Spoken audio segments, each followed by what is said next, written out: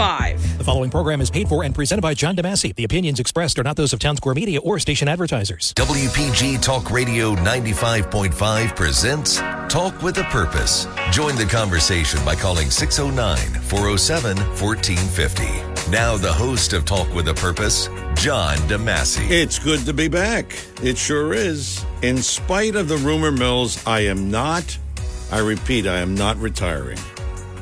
Not yet, anyway. There's just too much going on. What can I tell you? We'll talk about it today, of course. Good morning and welcome to another edition of Talk with a Purpose every Saturday, 9 till noon, right here, WPG Talk Radio 95.5 FM. Also heard on 1450 AM and also online at WPGTalkRadio.com. Many ways for you to listen, and we hope that you will stick around today because we have a packed, and I mean packed, show. Later on today, 11 o'clock, we have Congressman Jeff Van Drew will be stopping by. He'll give us about 25 minutes or so of his time. And then we're following that up with Atlantic County Clerk Joe Giralo, who's going to explain the voting system. I don't even understand it, so I don't expect you to. And Joe said to me, well, I'll come on, but yeah, a lot of people don't understand it. So he'll try to make sense of it for us. That'll be about 11:30 this morning. So a packed show here on WPG, Talk Radio 95.5. 609-407-1450. That is our number here, as per usual, in the studio. 609-407-1450. Just a mention about where I was in California. I was visiting my godson. So the first thing I get there, and I see gas prices. $5.69. Huh? Now, I'll tell you a corollary to that. What do you think I saw? Every other car was an electric car. So I guess they're not too worried about it. I got a lot of other things to say about the trip and about some of my experiences, but I'll save that for later on in the show. We want to get to, of course, the big story today here on Talk with a Purpose, the important stuff. Donald Trump's conviction, a lot to talk about there. Specifically, a couple of things. And I think it's important that we talk about both of them. First, how will the guilty verdict affect the election? And second, what happens now with the legal proceedings? Sentencing is scheduled for July 11th. The question, will Trump get jail time? Highly unlikely. Although I wouldn't put it past him, but I think it's unlikely. Will he get probation? That's more likely. What will the ultimate outcome be? And we know they're already setting up for the appeal to happen after July 11th. So a lot of legal stuff going on there with the verdict. All of these are great questions, which we don't have answers, but now we can sure talk about it. I have a lot of different polls, and I know you love polls, and I love the polls, but I mean, when you break it down, you break down the polls and what they're saying, it doesn't appear that this is going to affect Trump even a little bit. Well, maybe a little bit, but not a lot. First of all, a guilty verdict does not preclude Trump from running for president. So he can run for president even though he's guilty here. So that's number one. And he cannot pardon himself if he's elected president, because he can only pardon himself with a federal indictment or federal conviction. This is a state conviction. So there's a difference. So we got that out of the way.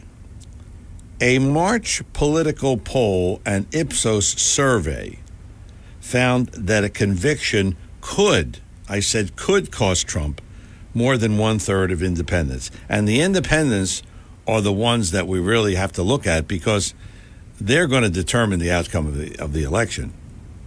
People like us on this side, we're not going to be bothered by any of this. We're voting for Trump, and that's it. But it's the independents. A February NBC News poll showed that a conviction in the New York trial could trigger a big swing in 18 to 34-year-olds from Trump to Biden. What do they know anyway? Right? Kids, what do they know? 18 years old? Okay. And an ABC News Ipsos survey from late April, early May found that 20% of Trump supporters would either reconsider their support or withdraw it in the case of a conviction. That's only 4%. Only 4% said they would withdraw it. On the other hand, I love all this stuff. In a recent YouGov Yahoo News poll, just 16% of respondents said they'd been following the Manhattan trial very closely, with 1/3 saying they were taking a mild interest in the proceedings. So more Americans in that poll said the trial made them feel bored or angry rather than interested. So we seem to have this swing back and forth. Some are bored, some are not. It's crazy. All of this, though, here's the rub on this. All of this makes it easy for Biden and his cohorts to claim Trump is unfit for office. Many columnists have said that already. I have read, probably, and I was out in California. I read a couple of papers. Oh, forget that. But I come home and Trump is unfit for office. No, really, I slipped there, but it should have been Biden. Trump is unfit for office. He's just a dictator. Oh, I liked the TV commercial last night. Trump is going to change the Constitution. He's going to wipe it out. When did you hear that? Except in a Biden TV commercial. So all this craziness.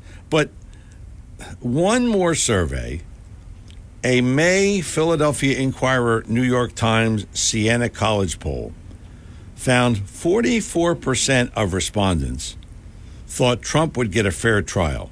Now, most of them are Biden supporters. Okay. 52% of respondents thought he would not get a fair trial. Most of them Trump supporters. And of course, I don't think this was a fair trial at all. All of this tells us that no matter what, it's going to be Trump versus Biden in the November election. And they will make a big deal. They will have a field day. The Biden team will have a field day. Convicted felon, yeah, that's what he is. But Biden has dementia and a few other things. But the point of this whole thing, I mean, it just appears very obvious that they are trying their best, their very, very best, to keep Trump out of office. And we've said this before, and I'll say it again. They are afraid of another Trump presidency, because that'll be the end of Biden, of course, and all of his cronies. But we got to get this country back to running properly, and that certainly is what Trump will do. 609-407-1450, that's our number here in the studio, 609-407-1450. We turn it over to, and I'm sure you'll have nothing to say about this, Seth Grossman, Liberty and Prosperity, and thank you for filling in last week. It was good morning. It's a lot more fun calling in for 15 minutes than doing a 3-hour program. So Yes. I feel very relaxed this morning. Anyway, all the stuff that I'll be talking about is posted at libertyandprosperity.com. and we sent out an email update pointing out what's going on. And, of course, the top story is our take on the prosecution of former President Trump. And our headline is Bolshevik Justice or Revolutionary Justice for Trump. So it's bigger than Trump, and we point that out. And the other topics we'll be talking about, of course, Tuesday is primary election day, and early voting is going on right now through Sunday. We'll talk about early voting. There are major races in Atlantic County among the Democrats over who'll be running the Democratic Party, over the election in Pleasantville, over the Democratic County Committee, and there's been some irregularities in counting the paper ballots so far. So we'll talk about that, the importance of early voting, the contest for the Republican primary between Curtis Bashaw of Cape May and Christine Glasner of Morris County. And, of course, we have the wind turbines are a big issue, and we've got to change the argument of the way we attack the wind turbines, because Denny Levinson pointed out that if the only people upset about wind turbines are people who live by the beach, you got a lot more voters who don't live by the beach. So we have to make arguments showing how they're bad for everybody. And, of course, probably the biggest story is I paid $2.76 for a cup of coffee at Wawa a few minutes ago, and that used to be a dollar. That's $1 more than it was just about 8 or 9 months ago. And we'll talk about what's driving the inflation. But anyway, first about Trump and this revolutionary or Bolshevik justice. And most people have no idea what I'm talking about when I say that, because there's no instruction or not even a mention of communists or Bolsheviks or the Russian Revolution in any of the textbooks in high school history or college history. And you won't see any stories about that horrible period of time, which was really as bad as the Holocaust, when the communists took over in Russia in 1918, 1919. So Americans have no idea what went on then, and how what went on in Russia became the model for all of your communists and socialists. And by the way, when I say communists and socialists, when using those terms became like old-fashioned or unpopular in the 1950s, the same folks just used a different label to describe themselves. They called themselves progressives, Americans for Democratic Action. They called themselves woke. They called themselves, leftist. But it's the same theory, and the same theory is that justice. The purpose of justice isn't to decide, settle disputes or treat everybody equally. The purpose of the justice system is to promote the revolution, and promoting the revolution means promoting, the people of the party that they want to run things, because the whole basis of socialism is you have to tell people that they're keep people angry, miserable, and blaming their problems on somebody else, and wanting the government or the politicians to fix things for them. Traditional American values is just the opposite. The traditional American values is the justice system treats everybody equally, just like a referee at a football game or a baseball game. But and so Trump is being punished because he is opposing their control of the government. It's nothing personal against Trump. It's just that he's in the way, and they've got to eliminate him. But it's not just Trump.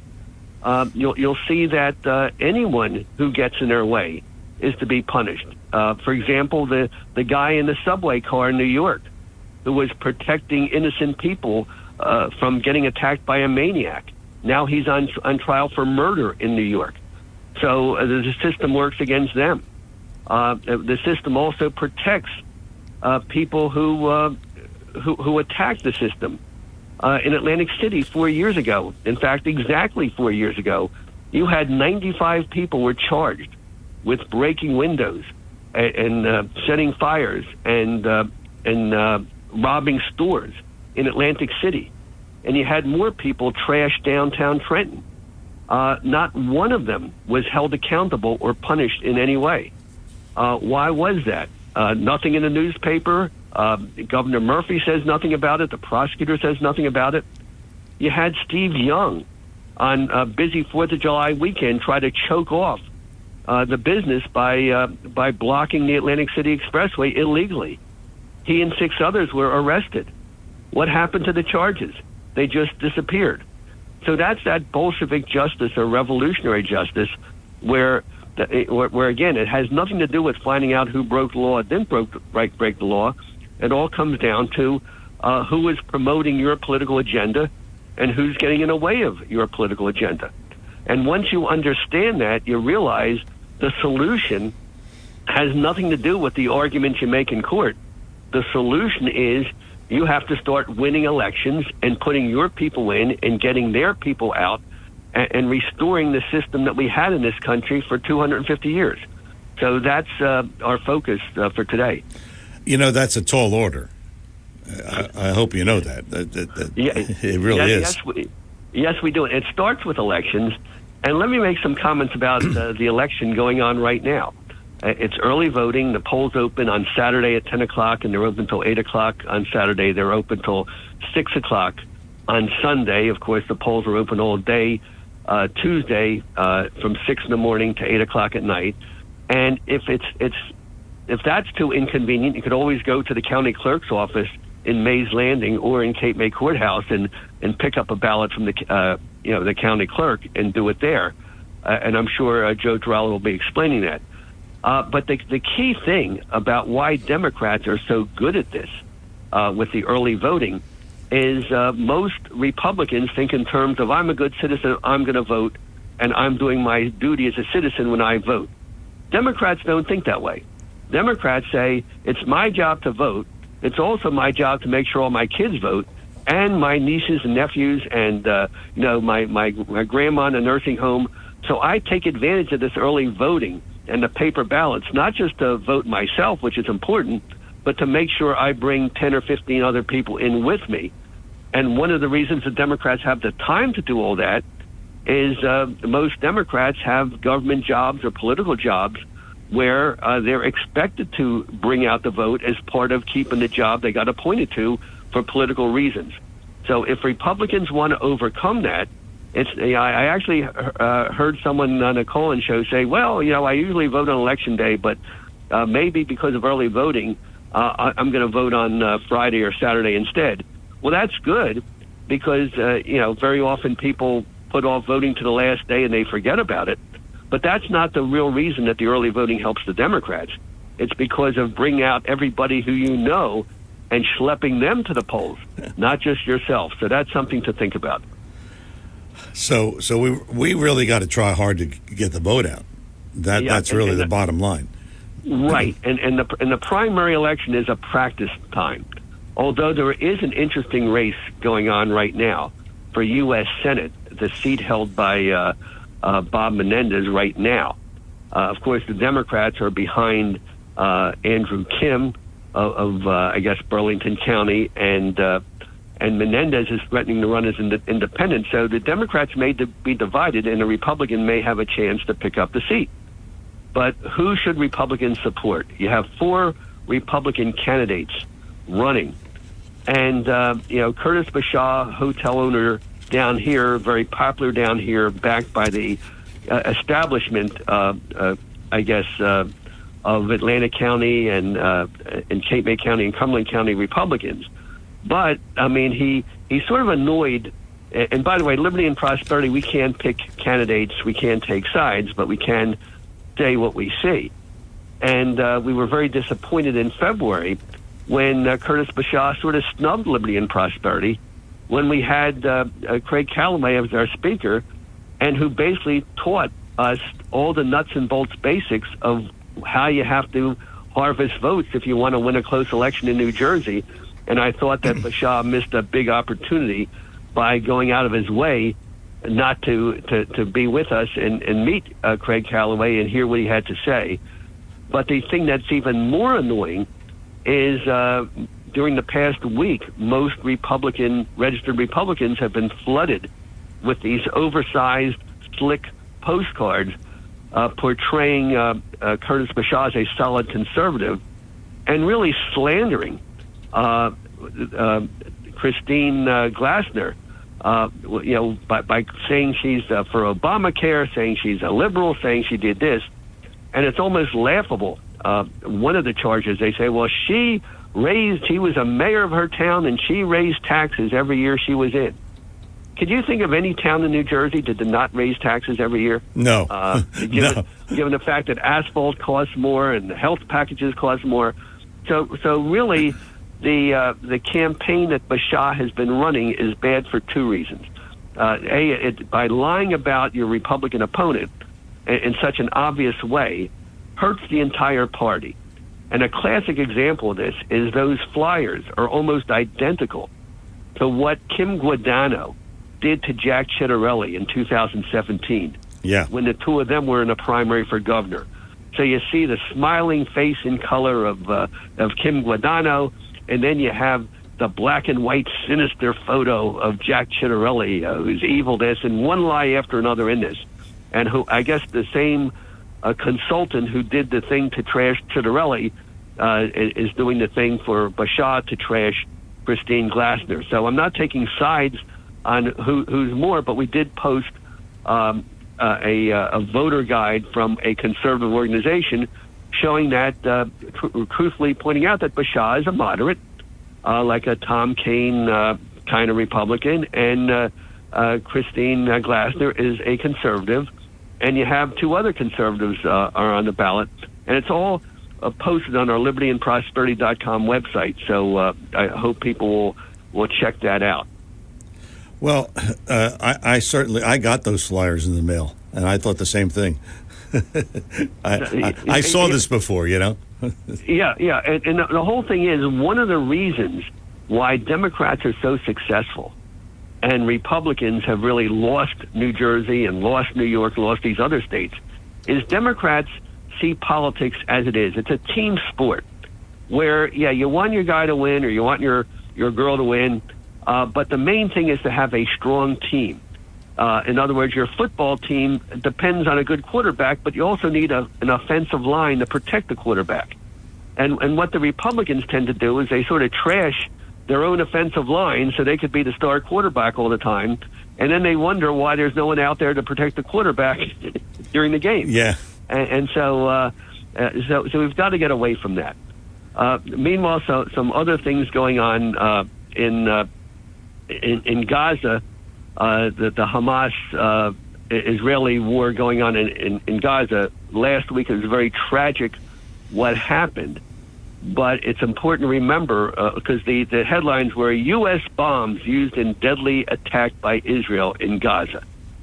And it's true that the Israelis used two 34-pound bombs to kill two Hamas commanders while they were identified having a high-level military meeting to organize an attack in Gaza. And they were both taken out with those precision bombs, which really, when you look at the photos, and they're out there, and I will be posting them on our website, you actually see this very small explosion that those targeted bombs made. But what happened afterwards was there was a huge explosion a few minutes later in another building that killed 20 or 30 civilians. And it was a horrible thing. But what caused that explosion?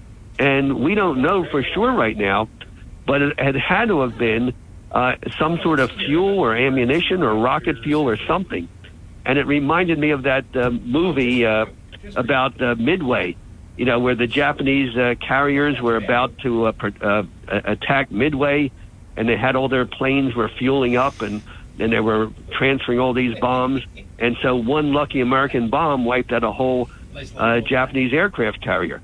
And it almost reminds me that that's what happened.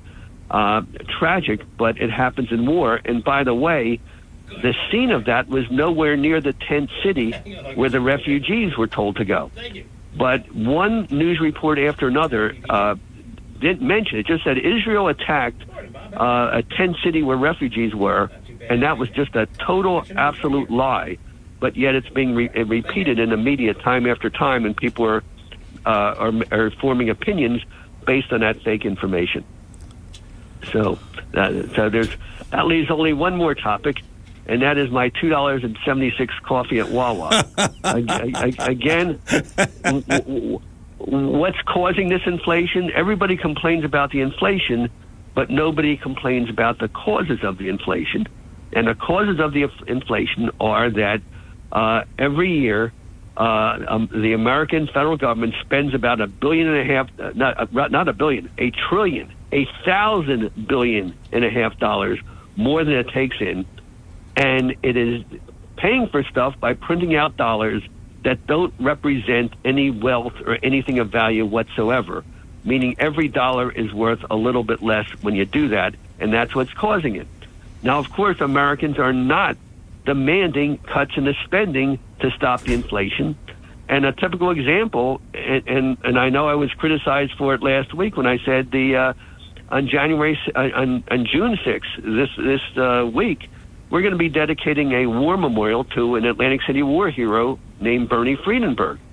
And it was a great idea, and the organizers were going to build a monument for $250,000 to remember Bernie Friedenberg, which is a great idea. But at some point, the organizers went off course and said, instead of getting a $250,000 monument paid with private donations, let's build $1 million monument paid for with government grants, with the money that was supposed to be used for coronavirus relief. And so who could argue against a war memorial for a beloved hero? Well, nobody. But nobody's thinking about we're paying for it with government money created just by printing it.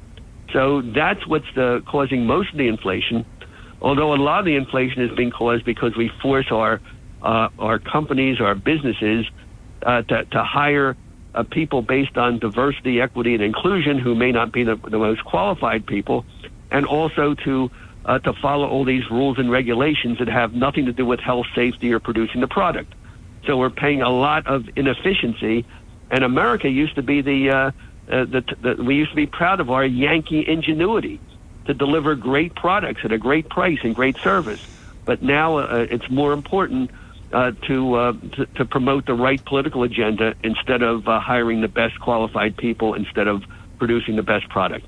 Anyway, the Liberty and Prosperity, we have our breakfast discussions 9:30 to 10:30 at Sal's Cafe, and it's going to be very interesting because this week we're going to be almost a focus group to talk about how the criminal case is going to affect Trump and what the various options are.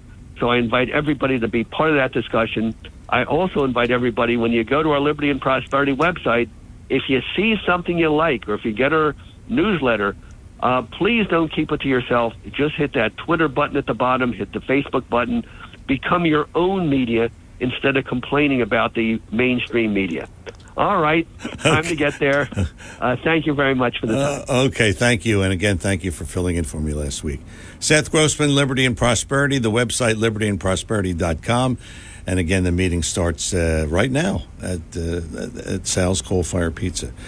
We are going to get started here on Talk with a Purpose with your calls. Jean Marie, Craig, and Bob, and maybe you at 609-407-1450.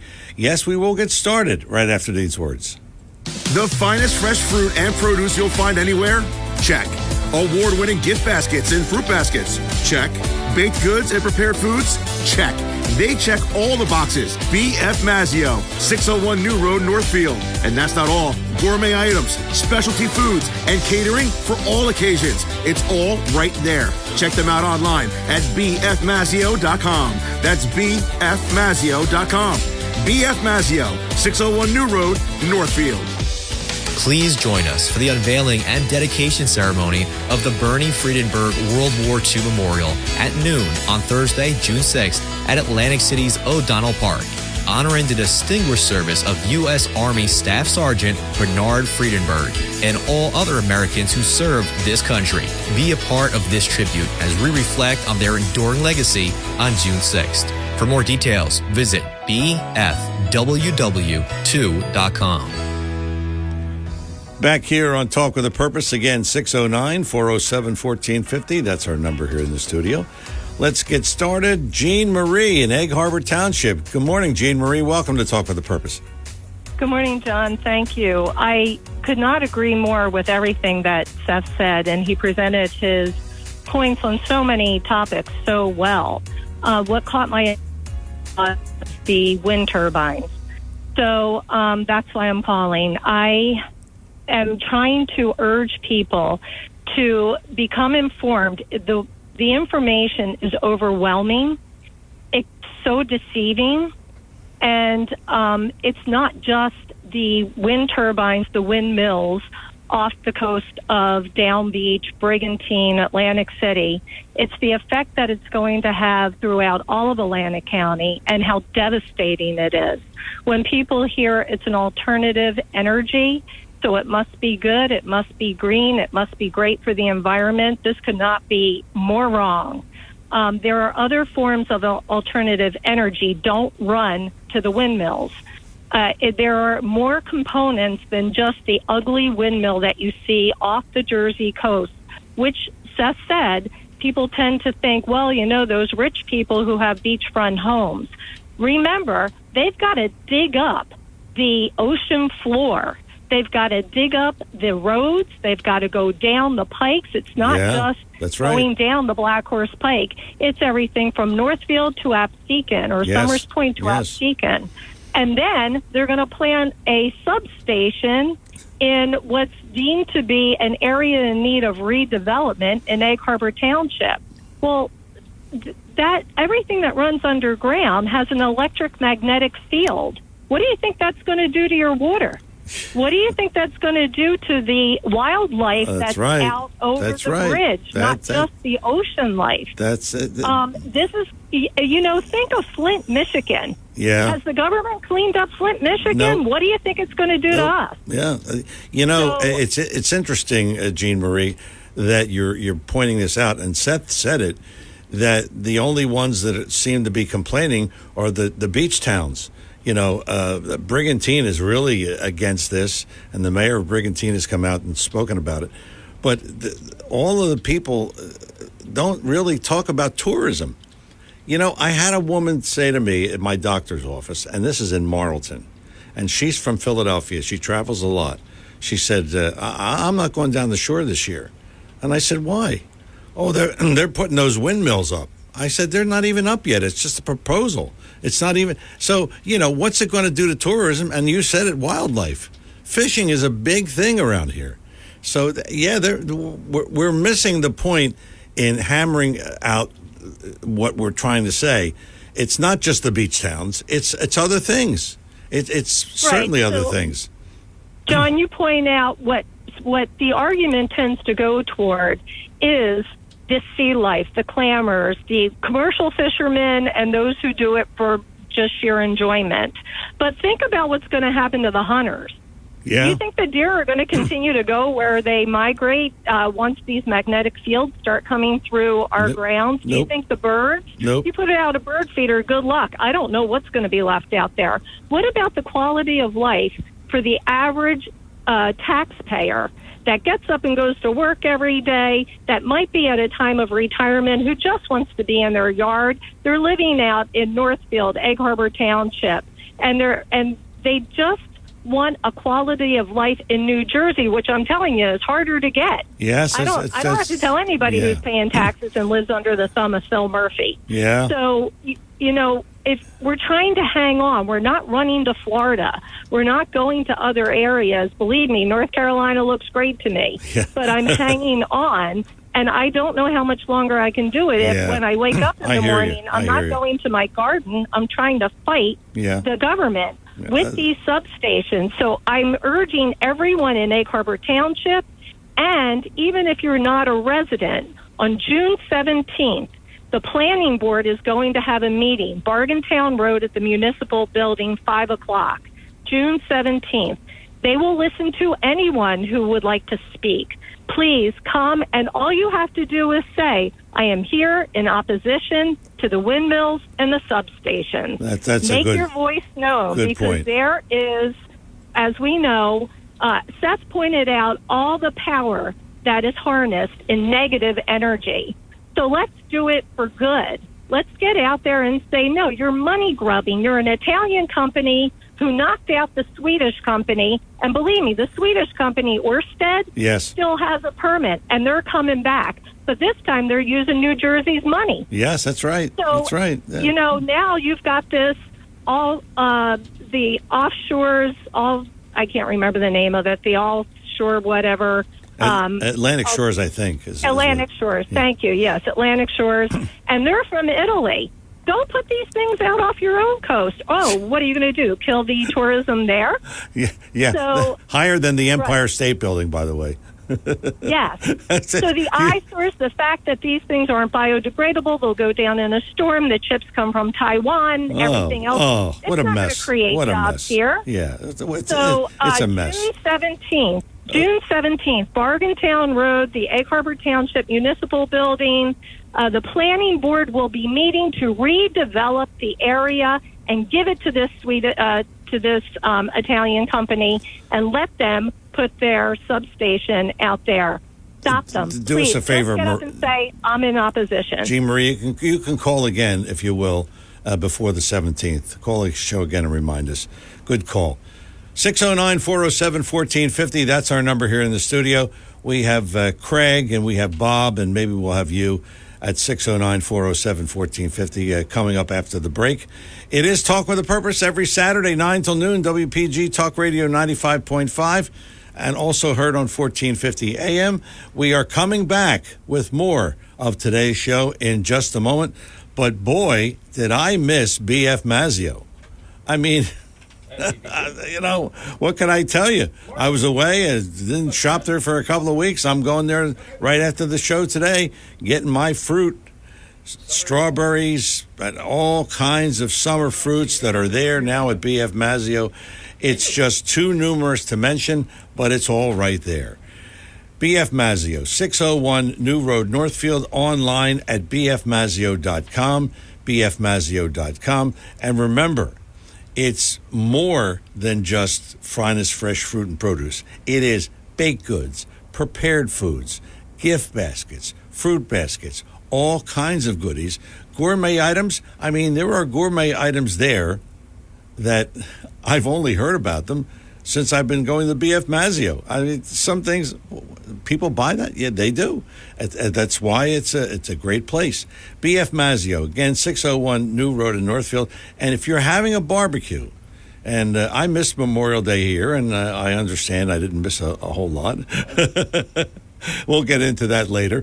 But, you know, if you're barbecuing and you're going to have some people over and you want to make it a little easier, you can call and order ahead at BF Mazzeo. They will customize any sides for your gathering, whether it's potato salad, coleslaw, macaroni salad, fruit salad. They'll do it all for you, and all you have to do is go pick it up.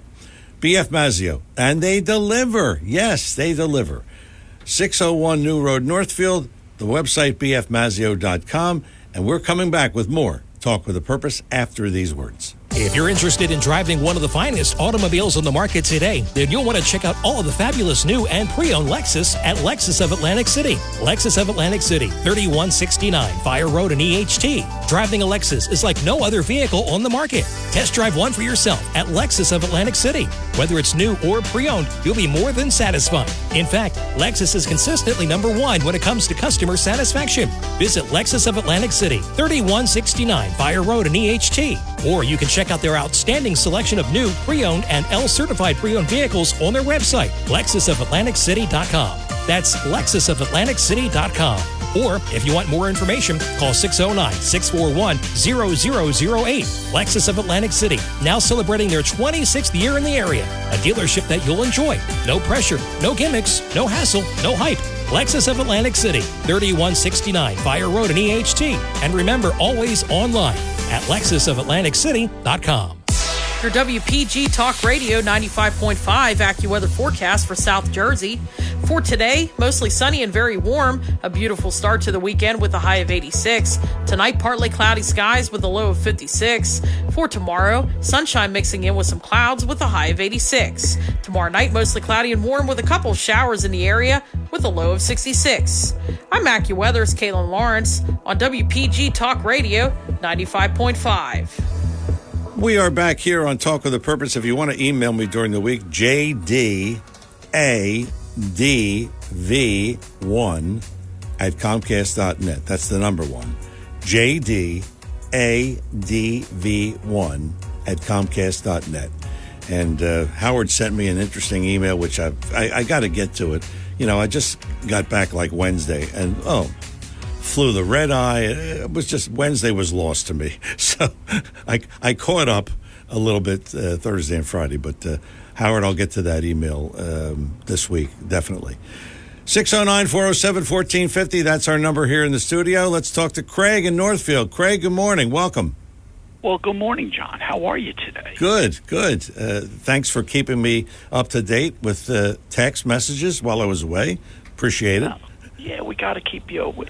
You know, Seth was on first, but I want to talk about the young lady that was just on. Yes. With the windmills. Yes. You know, the government's involved. Of course. Right? Of course. Okay. So the government got involved with our education system, too, didn't it? Yeah. What's it like now? I can't say the word on the radio. So, you know, whenever the government gets involved, it's just like in my town, they wanted to put, you know, at one time, you know, what is it? Elected officials, they need money. Sometimes they go down a road to get money that does not benefit the citizens. That's right. Okay, and the windmills is one of those. That's right. It's going to destroy this whole area. Oh, absolutely. From sea to street to residential community, it's going to destroy it. And not only that, but don't forget, electrical wires transmit, okay, that field of electricity, cancer-causing. Oh, yeah. Right? Yeah. Sure. Okay. No with question. that being said, you know, because, you know, look, we had one official in my town one time wanted to sell our sewer system. You know, and it just so happened I kind of investigated, and I saw that it was another politician who was on the board of the company that wanted to buy our sewer system. And what they wanted to do was anytime we did a repair, that company got 10%, plus 10% for managing it. So you can understand we're almost there, 10% each way from sideways, extra spending that we wouldn't need to do. This is what our politicians, if you don't keep your eye on them, can do to your town, your community, your state. But anyway, Seth, you were talking about the politicians and how you did the Democrats get behind them. You should listen to your own advice. Please get behind Donald J. Trump, please. Okay. Am I wrong? No, you're not wrong. Seriously, no. I mean, even the people that call here, it's time for him to either, you know, somebody from Liberty Prosperity, he's going to dog Donnie Trump like he's on a thing. They need to stop that. Put somebody else on the radio. DeSantis, did you see DeSantis? No, what happened? Well, see, he saw the light, and he's actually out there going to start raising money for Donald J. Trump. Okay, good. But, you know, what I want people to think about, a lot of people think that, you know, DeSantis and DeSantimonious, you know, and that was a ruse. Those two, that was a ruse to pull out all those little snakes that wanted to give money, okay, to fight Donald J. Trump, and now we know who that was. Yes. And we saw that this week with Donnie after he got convicted, right? Yeah. Did I not tell you that he was going to end up in jail?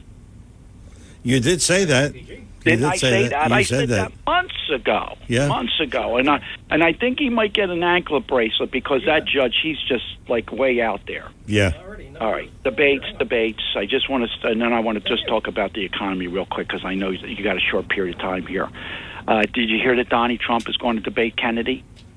No, I did not hear that. I just heard that yesterday. And I heard you went back on the radio and disagreed with me on that Fox debate, but I'm going to tell you I'm sticking by what I said. And do you want to bet an extra dessert that I get to take home? Yes. Okay, there we go. Okay. All right. Give something for your wife. That's exactly what I was thinking. Yeah. Okay. Great minds think alike. Okay. You know, let me just tell you, I had a customer bought me a Baltimore grilled pizza pie, I brought that home to my wife because, she's, loves Atlantic City.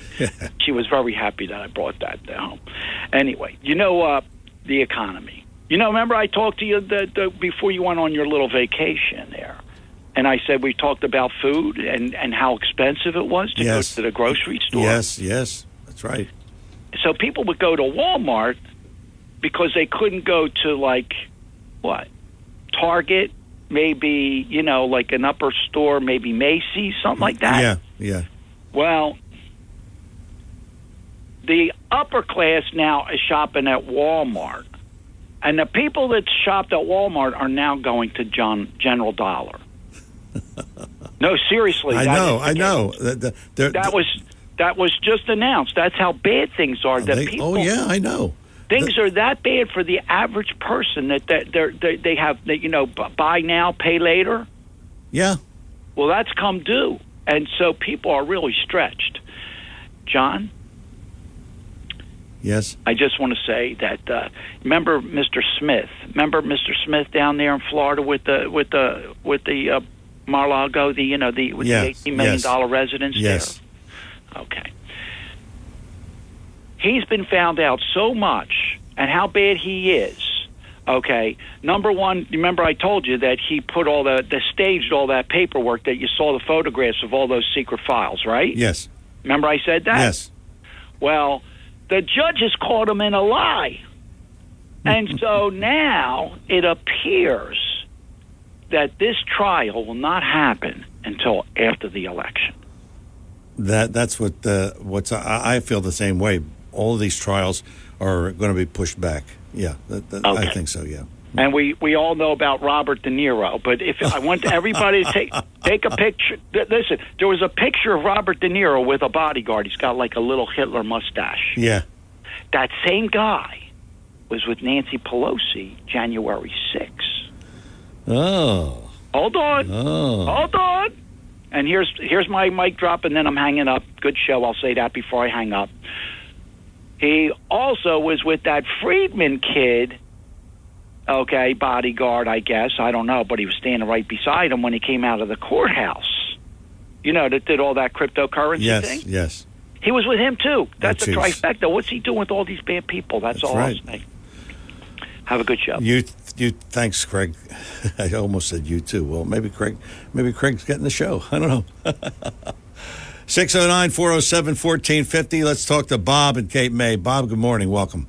Hey, good morning, John. And Craig and I agree actually very, very much this morning. I do think it's time for all of us that are conservatives that want the best for our country, whether we like DeSantis initially or even like Nikki Haley initially. It's time for us to unite behind President Trump because the threat that we have going forward is really to our democratic system. There's no doubt about it. Oh, yeah. I agree. I agree. When is this going to stop? If this stands, you could have rogue district attorneys in all sorts of jurisdictions going after the next Republican candidate, be it Nikki Haley, be it Ron DeSantis, you name it.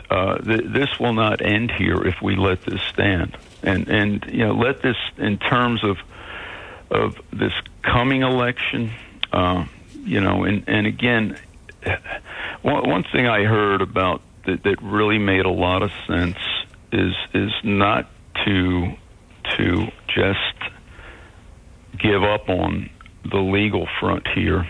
You hear this from a lot of lawyers, a lot of really, and that this appeal process will not be decided till after the election. Well, then the enemies of democracy, meaning the Democrat Communist Party under Joe Biden, then they win. Because Trump, yes, he is labeled, and their media cohorts will repeat this a million times. He's labeled a convicted felon. Yeah. So Mark Levin, who's on the station, is a brilliant constitutional lawyer.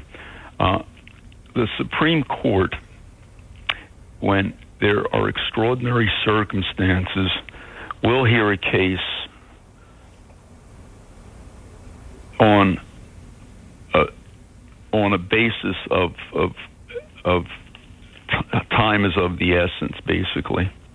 So, and this occurred already, okay, with Bush versus Gore in 2000. The Florida Supreme Court was packed with liberals at the time.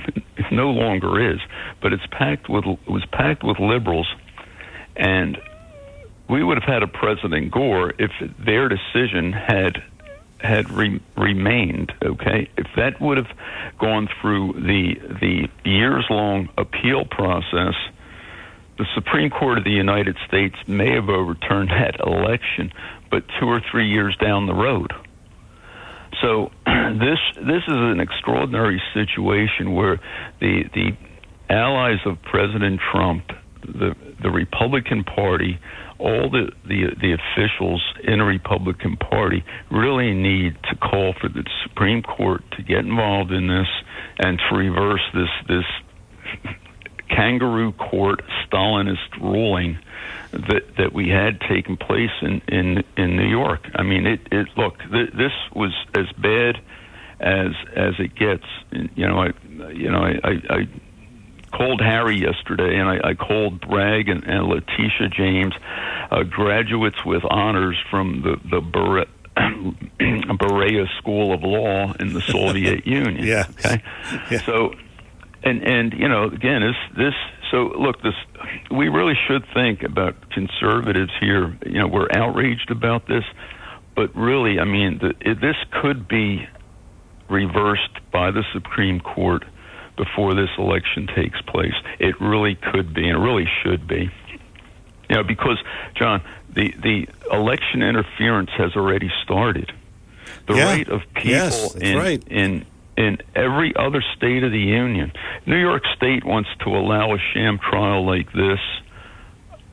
What are they doing? They're impinging on the rights of people all over the country to choose the candidate that they want in this presidential election. It is election interference. There's no doubt. It's already taken place. No question. No question. No. Yeah. Bob, as always, thank you for the call. Appreciate it. Yeah, it is election interference. And how many times are you going to hear now, Donald Trump, he's a convicted felon. He's not fit for office. Really? Let's talk about Biden not being fit for office. Does Biden know what day it is? I don't think so. Chris in Summers Point, good morning. You're on Talk with a Purpose. Hi, good morning, John. Thanks for taking my phone call. Thanks for calling, Chris. Just have 3 quick points. The first one, I don't know if you heard that, press conference last week with Chuck Schumer. What a joke. He gets out there saying that, we got to protect reproductive rights, and he's talking about basically the 11, 13 million of illegals coming over. They had to have more babies because we're not producing enough children, right? But yet he's the king of abortion, and he's talking about them having more children. It just makes you laugh because he's such a hypocrite. Yeah, that's right. I mean, it's a joke, Every time this guy talks, he just sounds like a bigger moron than he was the day before. Yeah, that's right. And then the second point was with Murphy. He doesn't have a horse in a race, John. He doesn't care about the shore anyway because, like you said, he's moving to Italy when he's done. Oh yeah. This whole thing is money in his pocket. He has an investment as far as this goes. So for him, if he's killing whales or wildlife or dolphins, what's he care? Or killing, what's he care? What does he care, right, John? He doesn't care because he's killing the fuel of the shore. That's all his thing is. It's about money. He could care less about what goes on down here. That's right. And 5 years from now, he's going to be sitting pretty in Italy, and we're going to be here stuck with these things. If it goes to pass, we're going to be stuck with these things. Yeah, it's such a bunch of crap. And then as far as the boardwalk and the problem in Wildwood Ocean City, he created that problem too because you remember, John, he appointed that Muslim attorney general, and he's the one that changed the wording of all the laws so the police hands are tied. Yeah, that's Murphy did that. Yes, so, that's right. Again, he doesn't care because he doesn't come down here, so it's not his problem. Well, I don't care. It's not my mess. So I don't have to clean it up. Yeah. I mean, he's done nothing. I wish someone would point anything out positive this guy's done in our state since he's been governor. Please tell me. I can't think of anything. I mean, it's just a joke. And then, like as far as the Trump verdict, you and I both know if he wasn't running, they wouldn't give a rat's butt about him anyway, because it's just that he wants to take us back to the center and actually give you freedom of choice. Democrats are all about limiting your choice and more government. And Trump is saying, no, we want to get back to the center. You should be able to make your own decisions, not being jammed with everything you do during the course of the day. And that's why they're going after him. But I think as far as this appeal, it's going to take a long time because you have to go through the hoops in New York. You have to go through all the judicial process. But it's going to be reversed on 2 points, in my opinion, John, that they tried to make it a federal case, which it's not. It was a state case. Right. And number two, it wasn't election interference. We both know that. But you have to go before a judge that's actually going to be practical and knows the law, because this guy does not know the law. That's true. This judge is very incompetent. No question. Now, no question. And the only question I have for you is, as far as like when they do like the sentencing 4 days before the convention, what do you think is actually going to happen with that, John? You think they're just going to give him probation, or how's that going to work? Do you think? Yeah, I think so. I think it's what he's going to get, and maybe he's got to wear an ankle bracelet for a period of time, but I don't know. I really don't know. I hope he doesn't have. I mean, probation. I would take that just to get it done. But anything else, I don't think he's going to jail. My big worry is that if they try to limit his travel, then how's he going to make his campaign? Yeah, that's what I was thinking too. But we'll see. Right. Whatever they do, he's going to appeal it. And Chris, thanks for the call. Appreciate it. Coming up on news, so we have to follow the clock here in radio. It is Talk with a Purpose every Saturday, 9 till noon, WPG Talk Radio 95.5. Willie and Alex, if you can hang on after 10 o'clock, we will get to you, and maybe you as well, 609-407-1450. I'm John DeMasi. It is Talk with a Purpose, hour number 1 in the books, hour number 2 on the way. Don't go away.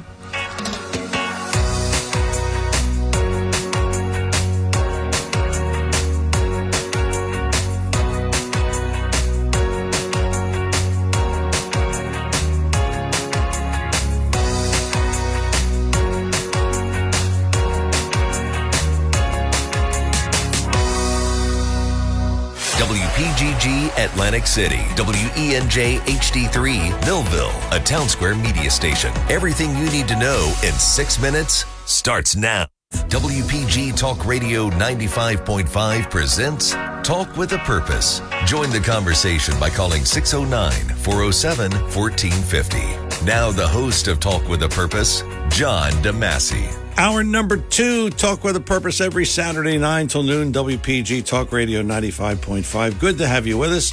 Also, we're heard on 1450 AM and online at WPGTalkRadio.com. Good to have you with us again. We got a lot to talk about. I just got to tell you this story. And Congressman Van Drew will be on at 11:30, and Joe Giralo will be on at 11. So we're reversing it because the Congressman has been a little delayed, and that's okay. So we'll get everybody in the 11 o'clock hour. But I got to tell you this story of Spirit Airlines. And I have complained about them before, but this one takes the cake. Thank you. So I'm coming home from San Francisco, and I flew Spirit on the red eye, which I will never do again, but that's another story. I get to the airport, and I check in with Spirit, and they said, you want to weigh your bag? And I said, well, no, I was away 10 days. So, I mean, I had a lot to pack. You want to weigh your bag? Yeah, okay. Your bag is 44.5 pounds.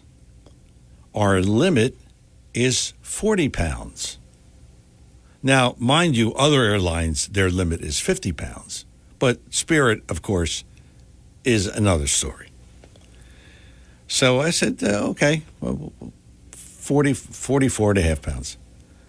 That'll be $79. What? $79? Even if it was a pound over, it's $79. So I said to the attendant, what am I supposed to do with the additional weight? Oh, he said, you can take it out. I said, and what am I going to do with it? Could you see me walking through the airport with 4 pounds of dirty clothes? No, it's not going to happen. So I paid the $79. But that's not all. That's not all. The other airline, which I flew out on another airline, doesn't charge you for soda or water or coffee or tea. They don't charge you at all. Not Spirit. A can of soda, $4.49. Needless to say, and it would be the same if it was a bottle of water. So, needless to say, I'm not going to be flying Spirit anymore. And we have an issue with them also, which Congressman Van Drew is going to be talking about later on in the show. Their crew is leaving Atlantic City. So, I mean, please, don't get me started on Spirit. Let's get back to the phones. Willie in Barnegat Light. Willie, good morning. Welcome to Talk with a Purpose. Good morning, sir. Thank you for taking my call. Thanks for calling, Willie. First of all, I live here in Long Beach Island, and we'll start with the big one. It's the idea of the windmills. I feel the only way you're going to be able to accomplish not getting them in is convincing the people involved with this that it's not economically viable. No, I don't think it is. Of the damage it'll do, not just to the environment, to tourism, and the aesthetics, can be easily overwhelmed, and not, you just can't stop that. But there's an alternative of solar panels that are more efficient and less environmentally impacting, where you're using existing areas that are not being used right now. If it's such a good idea to have windmills, we have them everywhere. Plus the fact, if they look at some of the existing windmills, especially up in Pennsylvania and things, they're starting to take them down because they fail and they're too expensive to maintain. Yeah. What about, you ever think about repairs? Like, if they do put these things up, what are they going to do about repairs? I mean... especially, there's no more exceedingly invasive area because of the salt and the air and the water, and then living here at the shore. By being here, I could just tell you the destructive properties of the environment is overwhelming. Yeah. Because of it destroys your cars and everything. Yeah, that's right. So, that's right.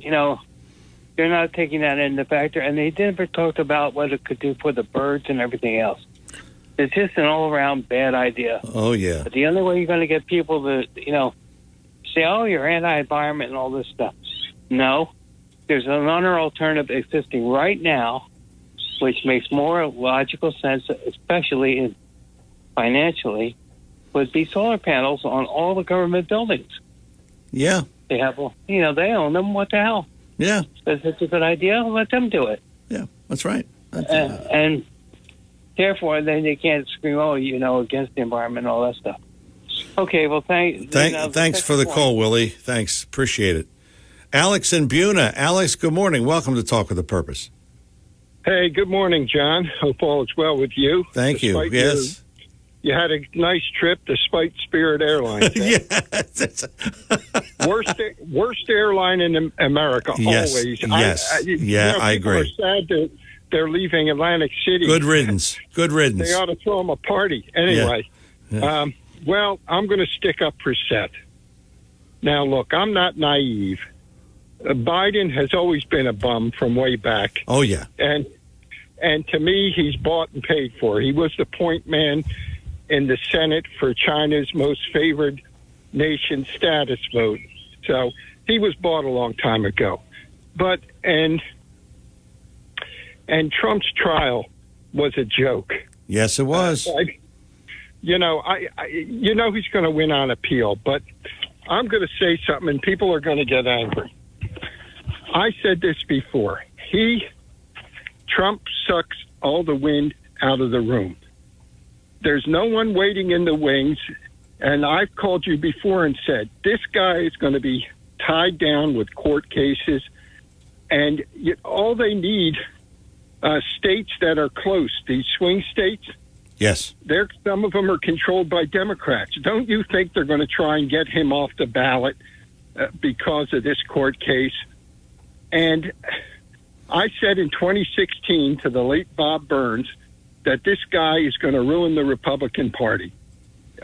Republicans, they have no one waiting in the wings. Well, DeSantis, did you see what DeSantis did? Well, what is he going to do?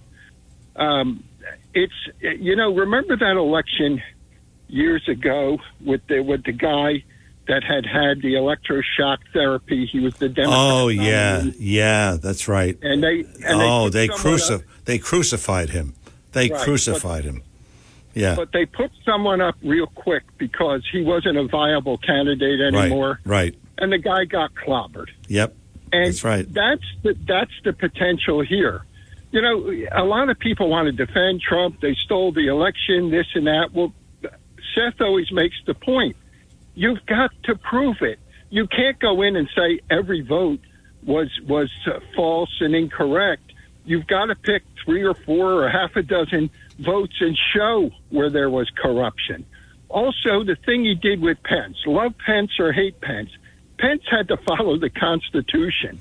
The president can't call the vice president up and say, don't certify that election. That's unconstitutional. Yeah.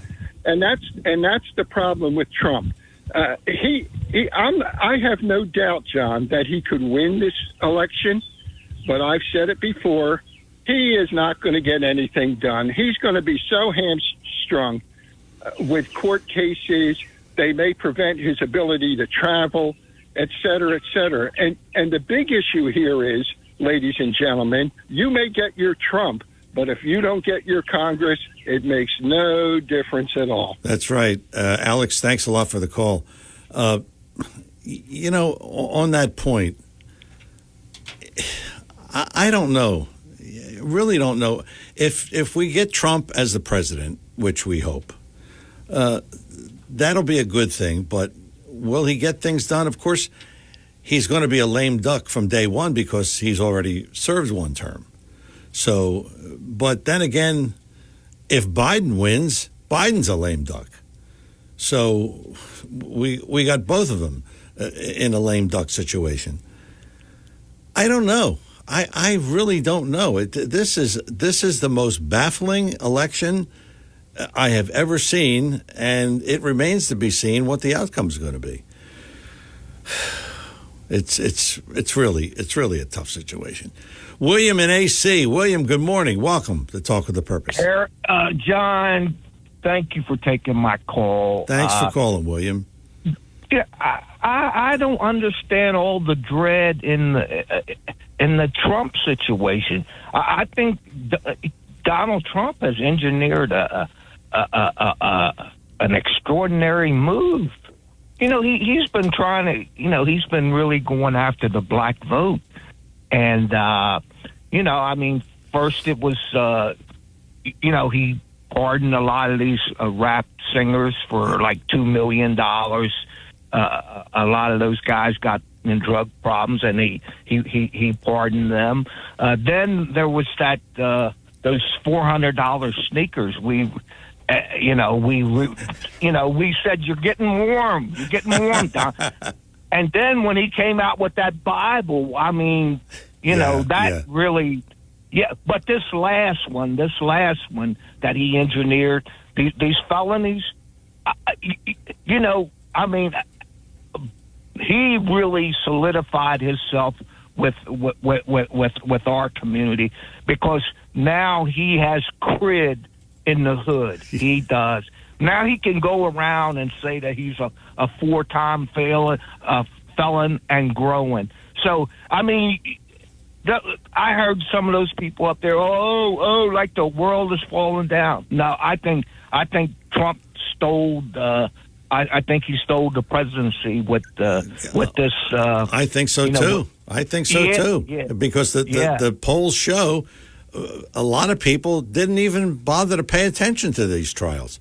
And a lot of people think it's ridiculous. So, but now he's got that Hall of Fame, that felon, street behind cred. his name. Street cred. And that's what he needed to get over the hump. He recognized that, but a lot of people didn't. I mean, otherwise, he wouldn't go sit in court all those days, upset the judge. When he wasn't farting, he was snoring. In the courtroom to make that jury reach the decision that he did. Yeah. So cry no more. And not you, John, because you have a very rational view of things. And you try and bring reality to some of these people, but some of them you can't. But tell them that they dread no more. No, I agree. I agree.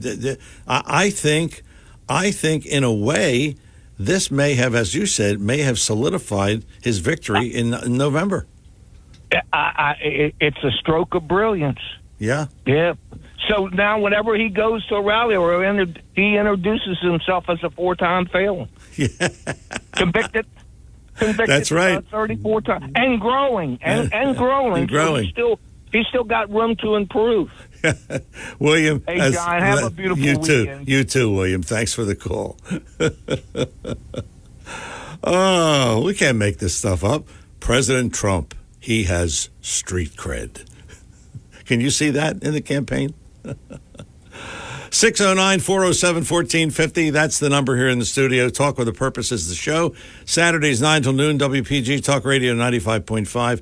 I'm John DeMasi. We have Dan and we have John and maybe you at 609-407-1450. We'll get to those calls after the break. But we want to talk about right now, no controversy here, none at all. It is Lexus, courtesy of Lexus of Atlantic City, 3169 Fire Road in EHT. I was away for a couple of weeks and was riding in my godson's electric car, which was a beautiful ride. But I still say it's no Lexus. It really isn't. And it is one of the finest automobiles on the market today. Lexus of Atlantic City, where, you go by there, the lot on Fire Road, they just have more and more cars and more varieties to choose from. And look, you can test drive one, you can test drive two, you can get yourself comfortable with it. But let me tell you something. Whatever you test drive, whatever you decide to get, it's going to be a fantastic car. That I can tell you, because I have driven Lexus since 2007, not driven anything else. And, I used to trade in cars and I'd get something different. No, Lexus, that's it. That's the one. Lexus of Atlantic City, 3169 Fire Road, EHT, and online, aclexus.com, aclexus.com. It is a beautiful, beautiful spring day. And it's a good day for a test drive, don't you think? So stop by, say hi to Helen. She'll take good care of you. Lexus of Atlantic City, 3169 Fire Road, EHT, and online, aclexus.com. We're coming back with more Talk with a Purpose in just a moment.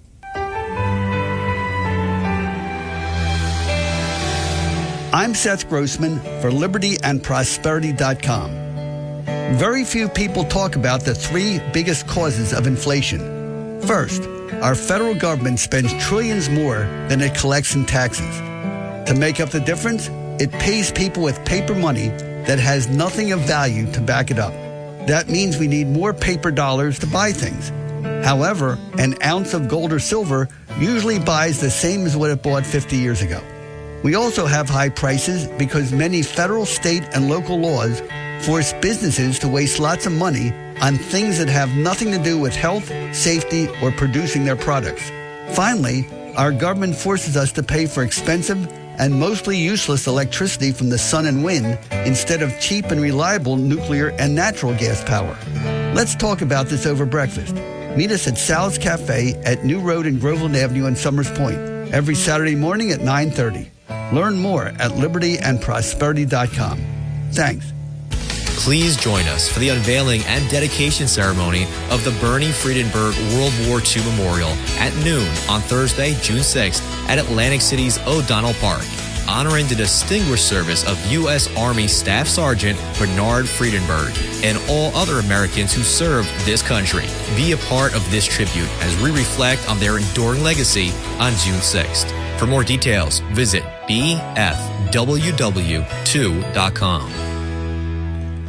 We are back here on Talk with a Purpose. If you want to listen to any of our shows at any time, it is a wonderful invention that they've come up with. It's called the podcast. Google John DeMasi Podcasts, and all of the shows come up. It's that simple. Google it, John DeMasi Podcasts, and over 200 shows come up. You can listen to any of the shows at any time. Feel free. Talk with a Purpose is the show, Saturdays 9 till noon, WPG Talk Radio 95.5. Dan is in Linwood. Dan, good morning. Welcome to Talk with a Purpose. Amazing things that are happening. And just remember, in first Tuesday after the first Monday in November, you get to announce the firing as of January 20th of Lloyd Austin, Javier Becerra, Kamala Harris, Joe Biden, Jennifer Granholm, that little urchin, what's her name, Janet Yellen, I said, and Powell, all these people, Buttigieg, they're all be a distant memory. And the border will be, under control again, and a lot of good things are going to happen. Not just Donald Trump becoming president, but this cast of characters I just mentioned. We'll all be on the. Yeah, you had to mention that, Dan. You had to mention that right after breakfast. I mean, I gotta make sure I keep my breakfast down with all those people you mentioned. Well, you better. Here's another dose. So you're definitely going to have to hit the bathroom on this one. But your group did a good thing. National Association of Broadcasters. The station's probably affiliated with them. They announced that the award that they plan to give to Robert De Niro is hereby revoked. Good. And that's a liberal group, so that's good. And then when Lloyd Austin and Biden and Blinken, the worst of the worst, because you get rid of him too, while we were withdrawing from Afghanistan, he was having cocktails. Instead of being in the war room, he was in the Hamptons. Yeah, so, well, that's So what happens here? You say we could have a limited incursion in Ukraine. Biden, just like he said, you have to surge the border and told all the illegal immigrants, you must surge the border, right? Well, they did. They listened to him. And they had T-shirts, and that's their favorite person in the world. Yeah. Because they get the hotel rooms, they get the benefits, they get everything. Sure. And that's fine. But the problem is when you say a limited incursion in Ukraine is okay, well, you never let the camel put his nose in the tent. And that's what happened with that. And now the Russians are doing what they're doing. And the worst part is we make the announcement this week that it's going to be okay for the Ukrainians to fire into Russia missiles. Well, guess what? That's called a potential of World War III, because the Russians have those Akula submarines all through that area and in the North Atlantic, and this is serious business. The first village that's taken out in Russia, you'll see a response like you don't want to see. Yeah, because they got nothing to lose. That's right. What you did with that limited incursion, John, is very important. You benefited Russia, you benefit Ukraine, you benefited Iran, and most importantly, China, because China makes the sweetheart deal with Russia, and Russia makes a fortune because the oil prices go up from 40 to 80. They make a fortune so they can fund any war they want. Then they sell their oil at a discount to the Chinese. So whatever you did, Mr. Biden, whatever deals you and Hunter made over there, the chickens are coming to roost here. That's right. That's just the way that's right. I think it is. That's right. That's exactly right. And just remember, January 6th, the person in charge of the Capitol Police, and this is the way it works, was the Speaker of the House. That's so right. on January 4th, when you got that memo from the President of the United States saying he's going to authorize up to 10,000 troops because he thinks violence is coming or there's going to be problems, and you basically said, well, the optics are bad. So you get the mayor on your side in Washington, and she says, yeah, we don't want big fences or troops. And guess what you got? That's what you got is right. That's right. Dan, thank you as always. Good call. 609-407-1450. That's the number here in the studio. It is Talk with a Purpose every Saturday, 9 till noon, WPG Talk Radio 95.5. Let's talk to John in Ocean City. John, good morning. Welcome. Yeah, good morning. Yes, we're being opposed by the BRICS countries that are controlled by China and Russia. And look who we have leading our country, boy. It really makes me want to go back to sleep and not wake up. No, I'm just kidding. No, maybe not that bad. But anyway, what's going on now is it's the same game, but there's new players. It actually goes back to the days of the French Revolution, when a successful smear campaign was launched against King Louis XVI, or King Louis, and his wife, Queen Antoinette, who ended up both being taken to the guillotines and having their heads chopped off, literally. So that's what's going on. This smear campaign has been waged against President Trump. It's not bringing the whole populace together against President Trump. It's actually caused a rift, a bigger rift between left and right is what's happened. Now, this is an excerpt from it's Emmanuel Man Josephson's critique of Clinton Roosevelt's science, the science of government founded on natural law. And this is his book. He critiqued Clinton Roosevelt because Clinton Roosevelt actually written a book in 1841 that was actually copycatted by Karl Marx in 1841 with his Communist Manifesto. But here it is.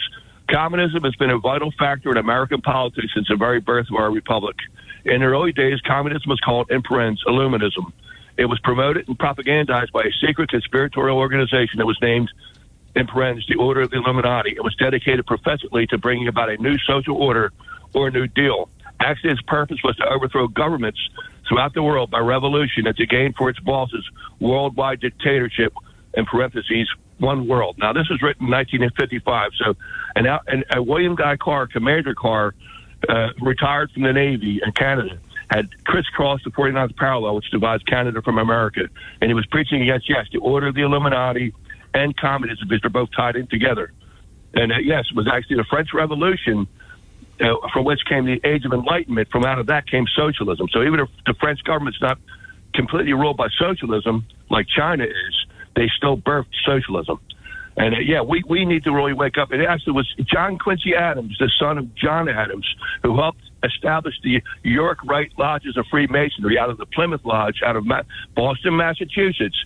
Had Warren now retired from office. He asked President George Washington in 1798, a year before he died, that the Illuminati, the Order of the Illuminati, have infiltrated the lodges of Freemasonry in the North, the York Rite. And you could soon expect to see them in the Alexandria Lodge. The Alexandria Lodge was the Scottish Rite of Freemasonry. George Washington said, what's this Illuminati business? But when he looked into it for himself, he said, yes, I am satisfied, that being convinced that, yes, the Parisian Jacobins, the Jacobin Club of Paris, have infiltrated, have come to American shores and are infiltrating the Masonic lodges in North and South. And a year later, George Washington was dead. So it all looks real suspicious to me. And the death of George Washington, I still say, was an assassination, and it has everything to do with what's going on today. What's going on today was a tree planted in the past, and it's now bearing its fruit now. And Bob Progner, next time you say, what's that country club Republican? Remember where you got it from. You got it from me. You didn't come up with it. All right. Okay, John. You want to start another war, John? Oh. Linda and Absecon. Linda, good morning. Welcome to Talk with a Purpose. Hello, John. Hello, Linda. So, I don't know. Kamala Harris could be president. Oh, please. That's a death wish. That's a death wish for us. Come on. What do you think we have now? Our country is almost dead.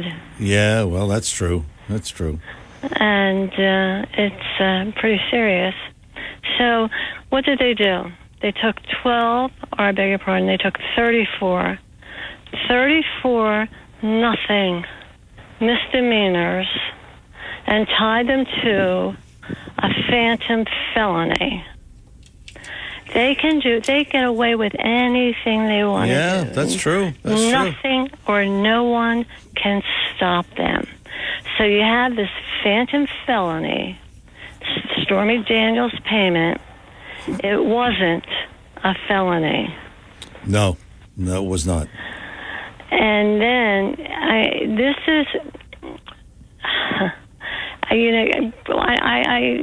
just can't believe that I'm watching the United States get flushed down the toilet. I can't believe it, But you know what I can't believe? I can't believe Americans today. What cowards! How weak they are. They're just not Americans. They have no courage. And when they hear the truth and they know the truth, they're not able to say, that's the truth. We're losing our laws, our government. What is this government going to do?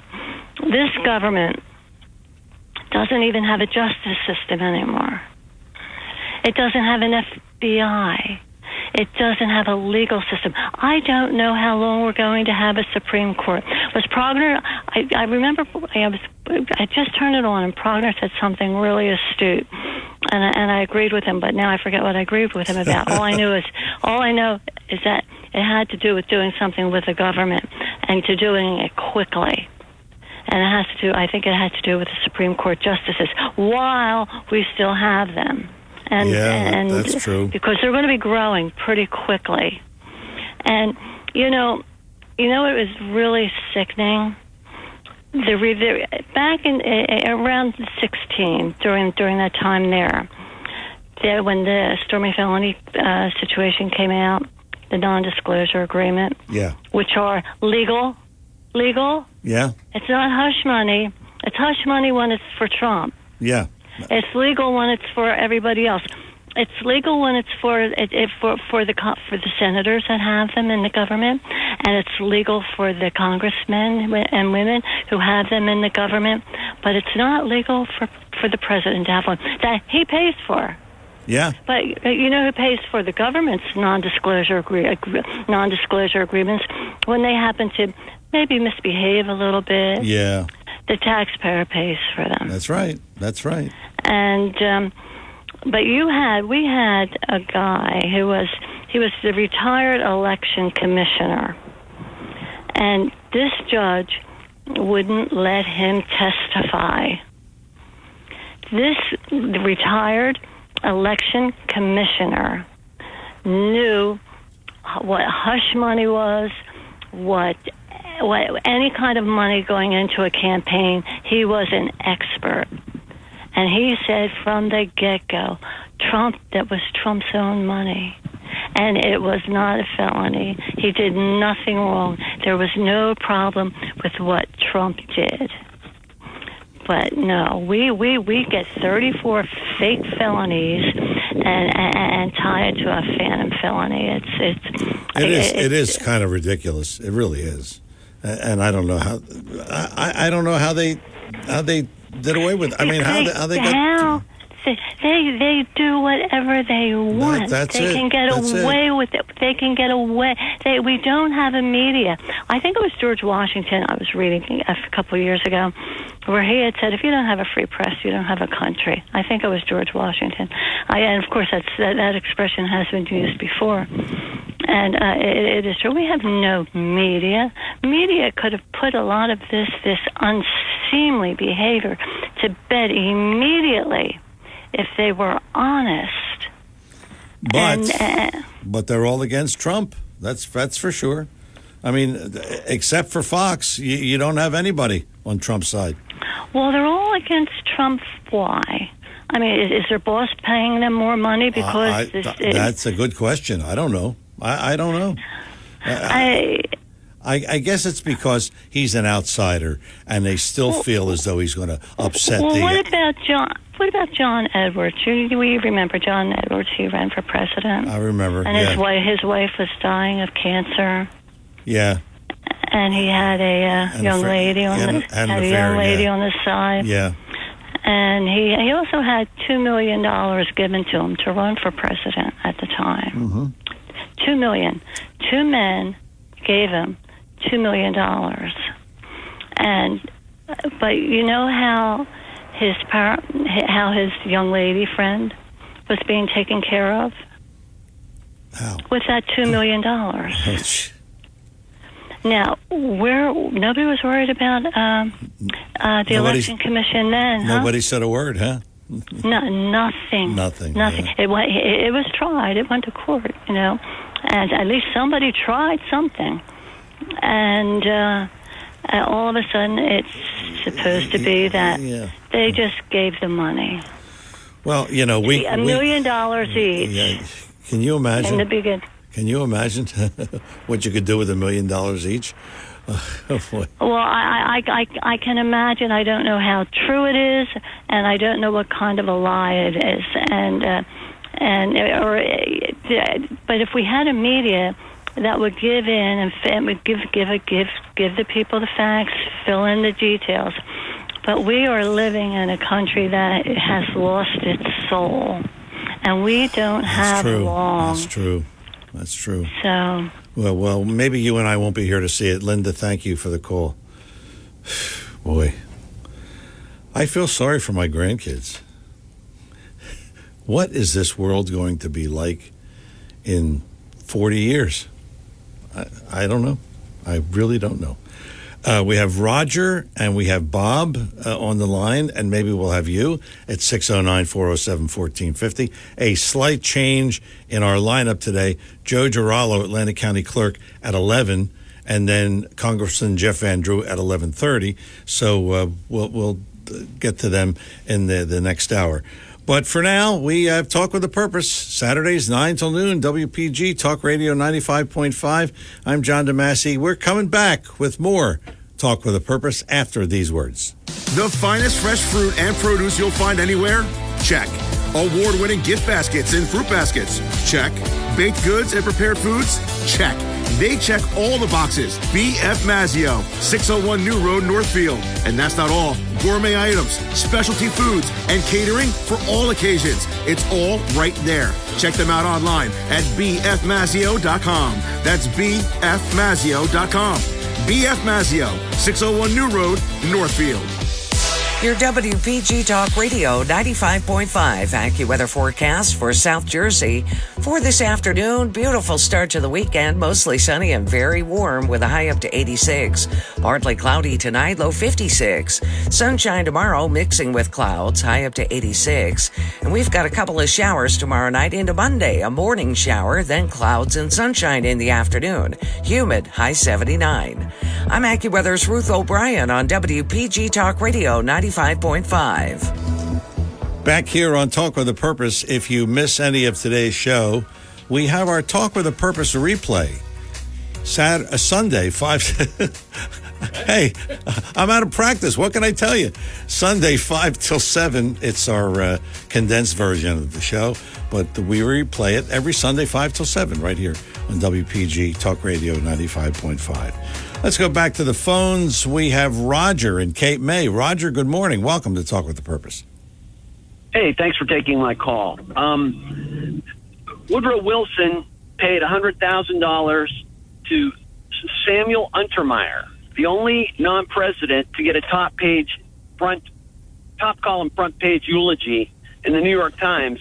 He was a lawyer for Mary Ellen Peck, and he came into possession for $30,000 he gave Miss Peck.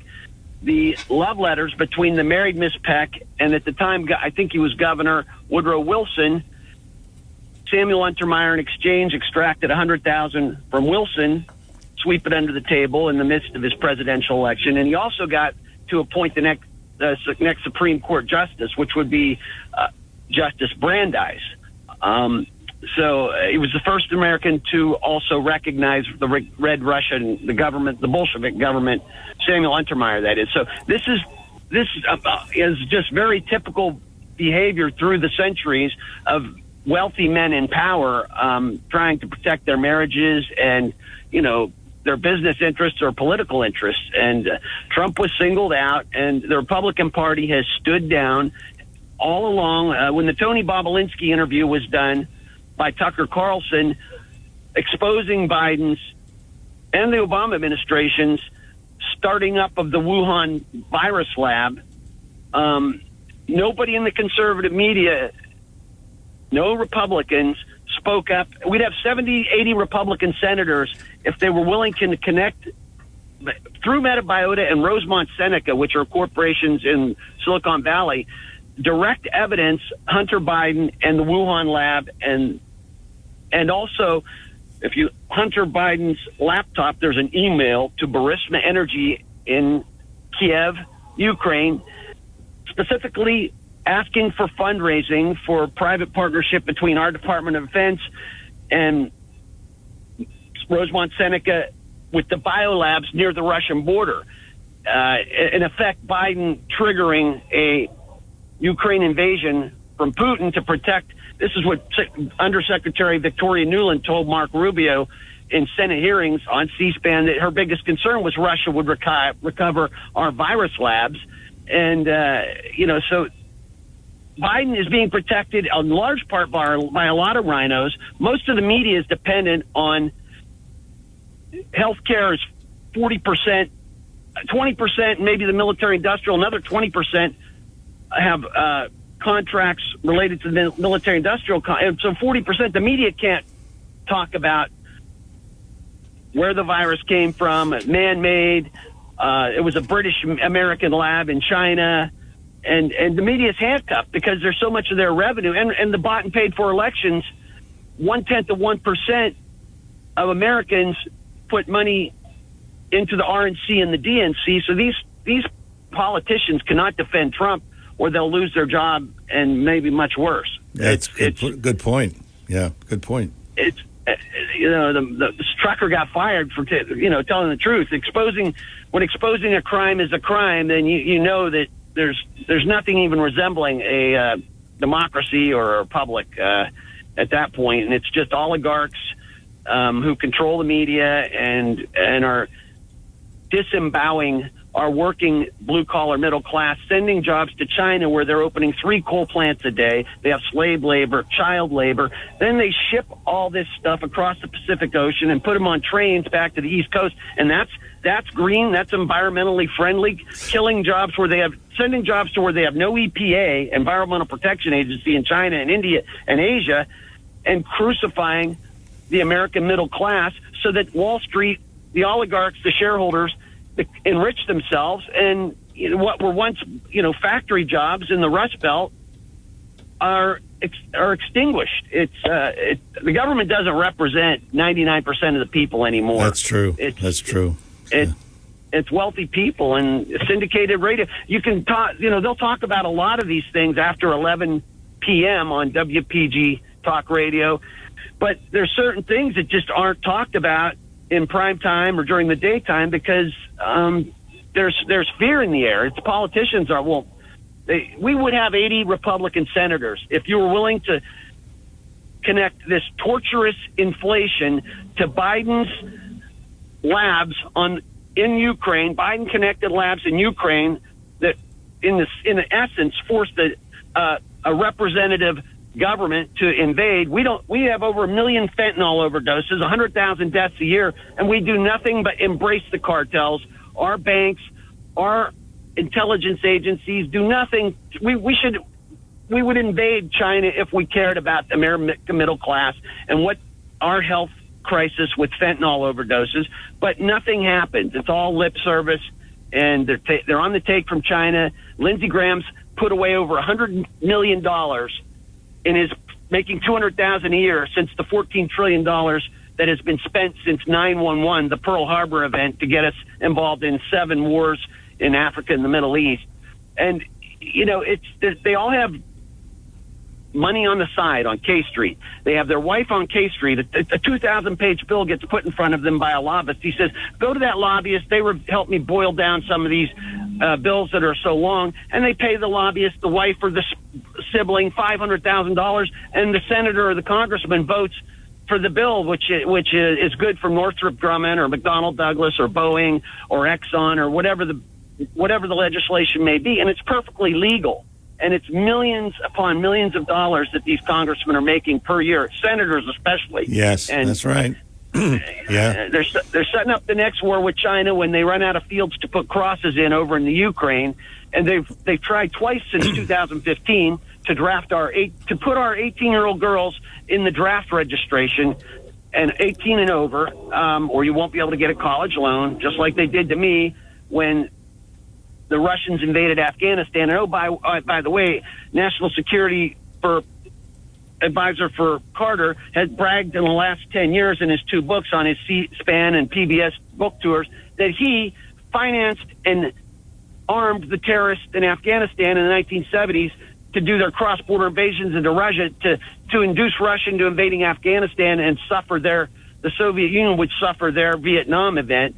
And so it's a similar thing what Biden did with Russia and the viruses, the virus wars, virus labs on the Russian border, inducing Russia to invade. Of course, Russia's getting double for their oil now, and everything in your house is made with Russian oil in China or India or Asia. So it's really like normal. We're financing both sides of the Ukraine war, like we did with Germany and Vietnam. Kissinger was giving, in the spirit of detente, billions to Moscow, who was funneling it to the North Vietnamese and the communists in North Vietnam. So we are caught in a vicious circle of inflation tax, which is the Republican Party's favorite tax, because they don't have to vote for a tax increase.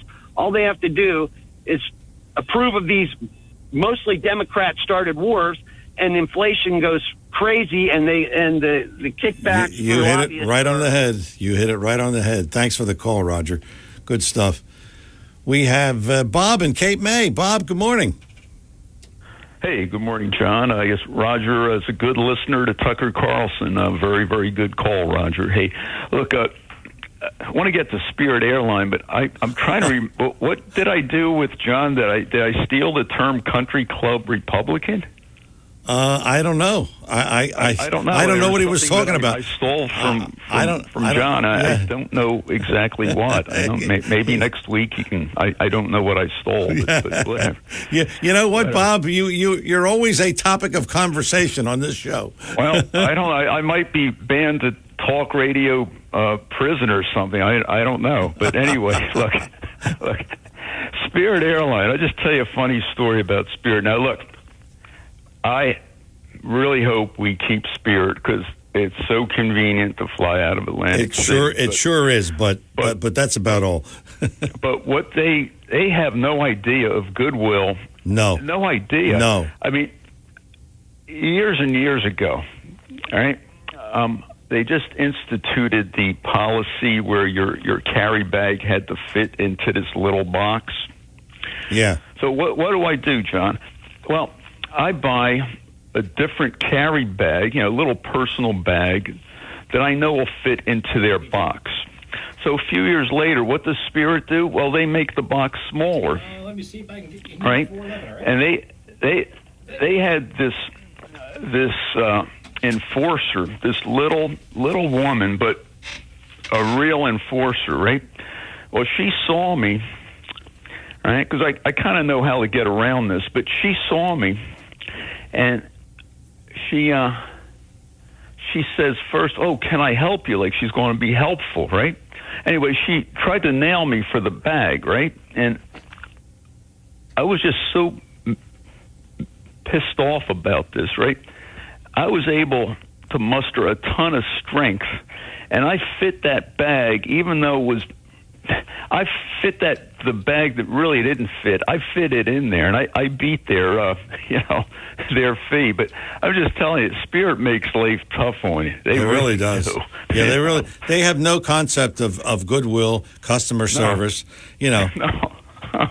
I mean, I said, what do I do with the excess? Well, you can take it out. I said, well, what am I going to do? Carry it around the airport?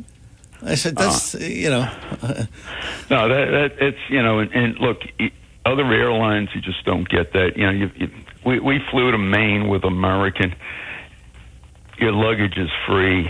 You don't have to worry about a carry-on and getting killed for a carry-on. Yeah. Southwest, it's totally different. But boy, it's just the convenience of Atlantic City. Yeah. I'd hate to see him now. Are you going to talk to Congressman Van Drew? We're going to talk about that. And he tried to keep them here. They're not leaving Atlantic City, but they're not going to have the crew. And I think there's 100 and some people that are the crew that are based out of Atlantic City. So in other words, when they're done for the day, they stay in Atlantic City, or they're from here, but they're going to move that crew out.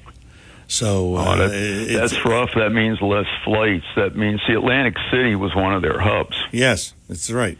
That's right. No more apparently if they don't have. Yeah. Well, it's not good. Yeah, it's not good. So it's a very convenient airport for all of us. Oh, here, yeah, it really is. But it's a shame because they don't get it, But well, I don't see, John. I'm not sure what the JetBlue merger, Biden administration torpedoed that. I don't know if that would have made things worse or better with Spirit. I don't know, but it's just we'll see where that goes. Bob, thanks again for the call. Linda in Margate. Linda, good morning. Welcome to Talk with a Purpose. Hi, John. I have a different topic I just wanted to touch on today. I wanted to make a shout out to all the students and faculty of the University of the Arts in Philadelphia. My daughter's a graduate of there and also a dance professor there, or she was, as of this coming week. And it's a sad day in Philadelphia for a university that's been there that long to have to close.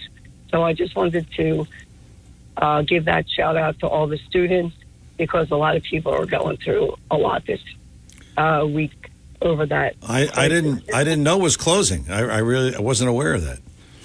Oh yeah, it's the biggest story on the news. It was the top story on Channel 6. And if you look it up, you will see they sent an email to all the faculty, and all the students were, emailing. My daughter's phone was blowing up last night, and it's just really sad. A lot of these students my daughter had during COVID and gave up a couple of years to recoup and come back, and now they're dealing with losing their school. Jeez. Really sad. So look it up, and anybody involved with that school and in Philly, it is a sad day for them. Well, thanks for letting us know, and I will look that up. Yeah, You're welcome, John. Thank you. Thank you. Let's talk to Dee in Atlantic City. Dee, good morning. Dee going once. Oh. Can you hear me, John? Yeah, now I hear you. Yeah. Okay, listen. William Cole and somebody before him about street cred, Donald Trump. Yeah. Donald Trump sees himself as a martyr. The word is martyr, okay? And we all see him as a martyr, and Donald likes to use that term or perceive that he is one. He's done a lot for this country. Oh, yeah. He doesn't have to do that either. And all you have to remember, people, were you better before or now? Well, we were better before, that's for sure. We were better before. Street cred. Well, it was that monocle thought. I know he can relate to the brothers and sisters. Yeah, because he's been persecuted like that. I have. That's all. But street cred. Come on, people. The term is martyr. Look it up in the dictionary. Yeah. Have a nice day. Okay, thanks, Steve. I think it was just a joke, but whatever. He does have street cred. He's convicted. Chuck and Absecon. Chuck, good morning. Welcome. John, how are you? Good. How are you? Interesting times we live in, to say the least. Huh? That's for sure. Well, John, this is what I want to see happen. I want the Republicans to take off their gloves, okay? And now that it's lawfare, this lawfare is a thing now. Let's get the most conservative DAs in the most conservative states. I can think of Paxson down in Texas. I think it is the new guy in Missouri. His name's Andrew Bailey. In the reddest of red counties that voted for Trump, go in and go after Hillary Clinton, go after Obama, and go after Biden. And it doesn't seem to matter if you were a president previously or not. Okay? If this is the way the game is played, well, let's learn how to play it then. Okay, you can go after Hillary for the Russian dossier, for running guns, Benghazi. You can go after Biden and Holder for Fast and Furious. You can go after Obama for sicking the IRS on the Tea Party. Okay, drone strikes where he's killing American citizens. Okay, you can go after Biden for selling influence all over the globe. Yeah. Okay, That's right. Let's take off the gloves and let's level the playing field and let's go after them the way that they go after Trump. Because to tell you the truth, John, they're the real criminals, not Trump. That's right. Okay, That's right. Things I just rattled off the top of my head are all criminal acts. That's right. Okay, and they skated. They all skated. Okay, Except that's my Trump, advice. yeah. You can ask Mr. Van Drew that what he thinks of that, because I'd love to hear his answer on that. Okay. If you know what, let's take off the gloves, Republicans, and let's learn how to play this new ball game. Yeah, that's right. That's where I'm at right now, John. Because All right. if we're going to save the country, the Republicans have to get a spine or a backbone and fight like Donald Trump and the Democrats do. Yeah, they sure do. Taught us how to fight. Why do you think the people love this guy? And he even said it in his press conference. It must be the way I'm wired or something, because I'm not going away. And he is doing it for us. Could you imagine what they could do with you or me, John, if they're doing this to Donald Trump? That's right. We don't have a John, prayer. Great show. I will be in touch. Thank you, Chuck. Thanks for the call. Where do we go from here? Well, I can tell you we have Joe Giralo, Atlantic County Clerk, coming on at 11 o'clock. He's going to attempt to explain this voting thing and early voting and so on and so forth. And Congressman Van Drew was scheduled for 11, but he's coming on a little bit later, 11:30. So we got a packed hour in the third hour of the show. Talk with a Purpose is the program, Saturdays 9 till noon, WPG Talk Radio 95.5. I'm John DeMasi. Hour number 2 is in the books, and that means hour number 3 is on the way. Don't go away.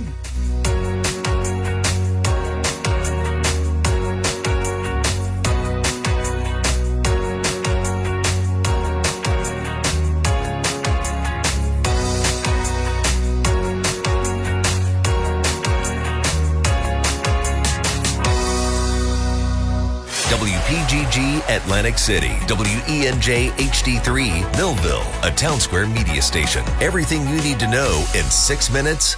WPG Talk Radio 95.5 presents Talk with a Purpose. Join the conversation by calling 609-407-1450. Now the host of Talk with a Purpose, John DeMasi. Hour number 3, Talk with a Purpose, every Saturday 9 till noon, WPG Talk Radio 95.5. Good to have you with us here for the final hour of the show today, and a packed hour it is.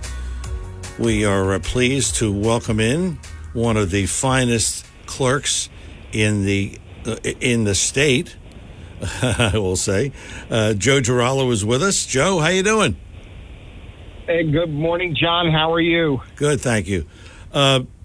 I got to start by saying this, okay? So I get the thing in the mail, the sample ballot in the mail, and the first thing I see is, due to a federal court order, the Democratic Party organization line has been prohibited from use for the June 4th primary.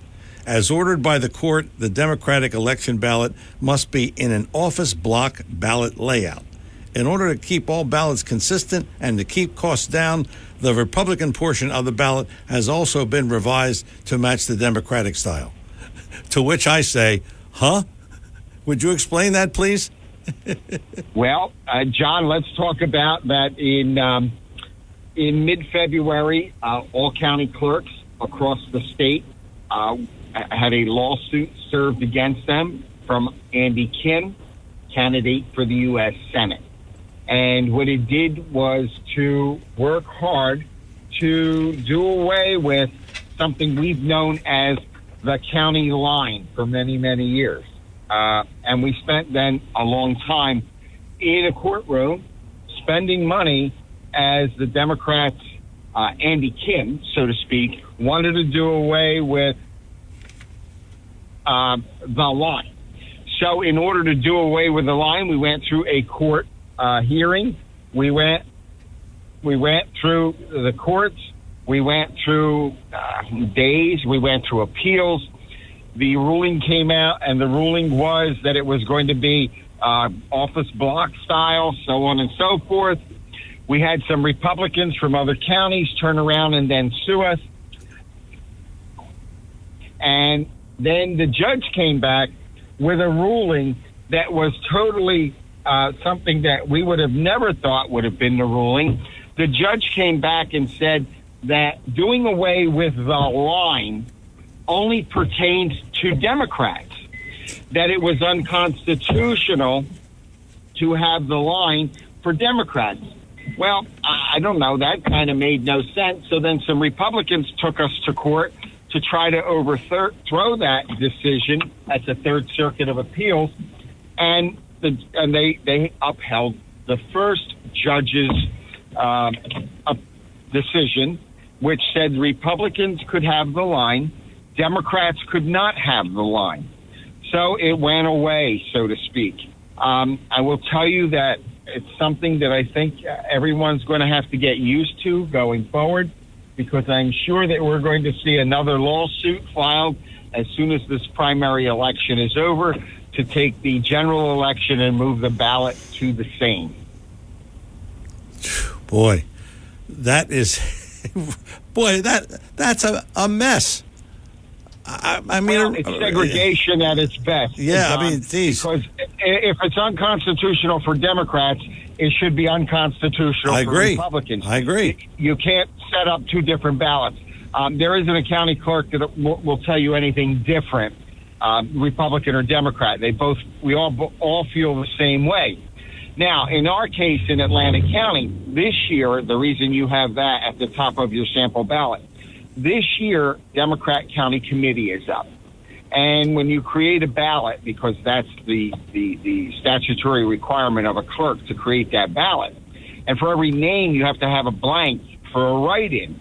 And the Democrat has a large ballot this year. In order to do the landscape, when you do lay out a ballot, the landscape takes up so much room that we could not provide for the line and the office block. Okay? It would have taken, and I could go into this in detail, it would have probably cost us $100,000 more to mail and print sample ballots. Jeez. So I made a decision that both sides would be equal, which the judge should have actually made that decision, so that the ballots would be the same.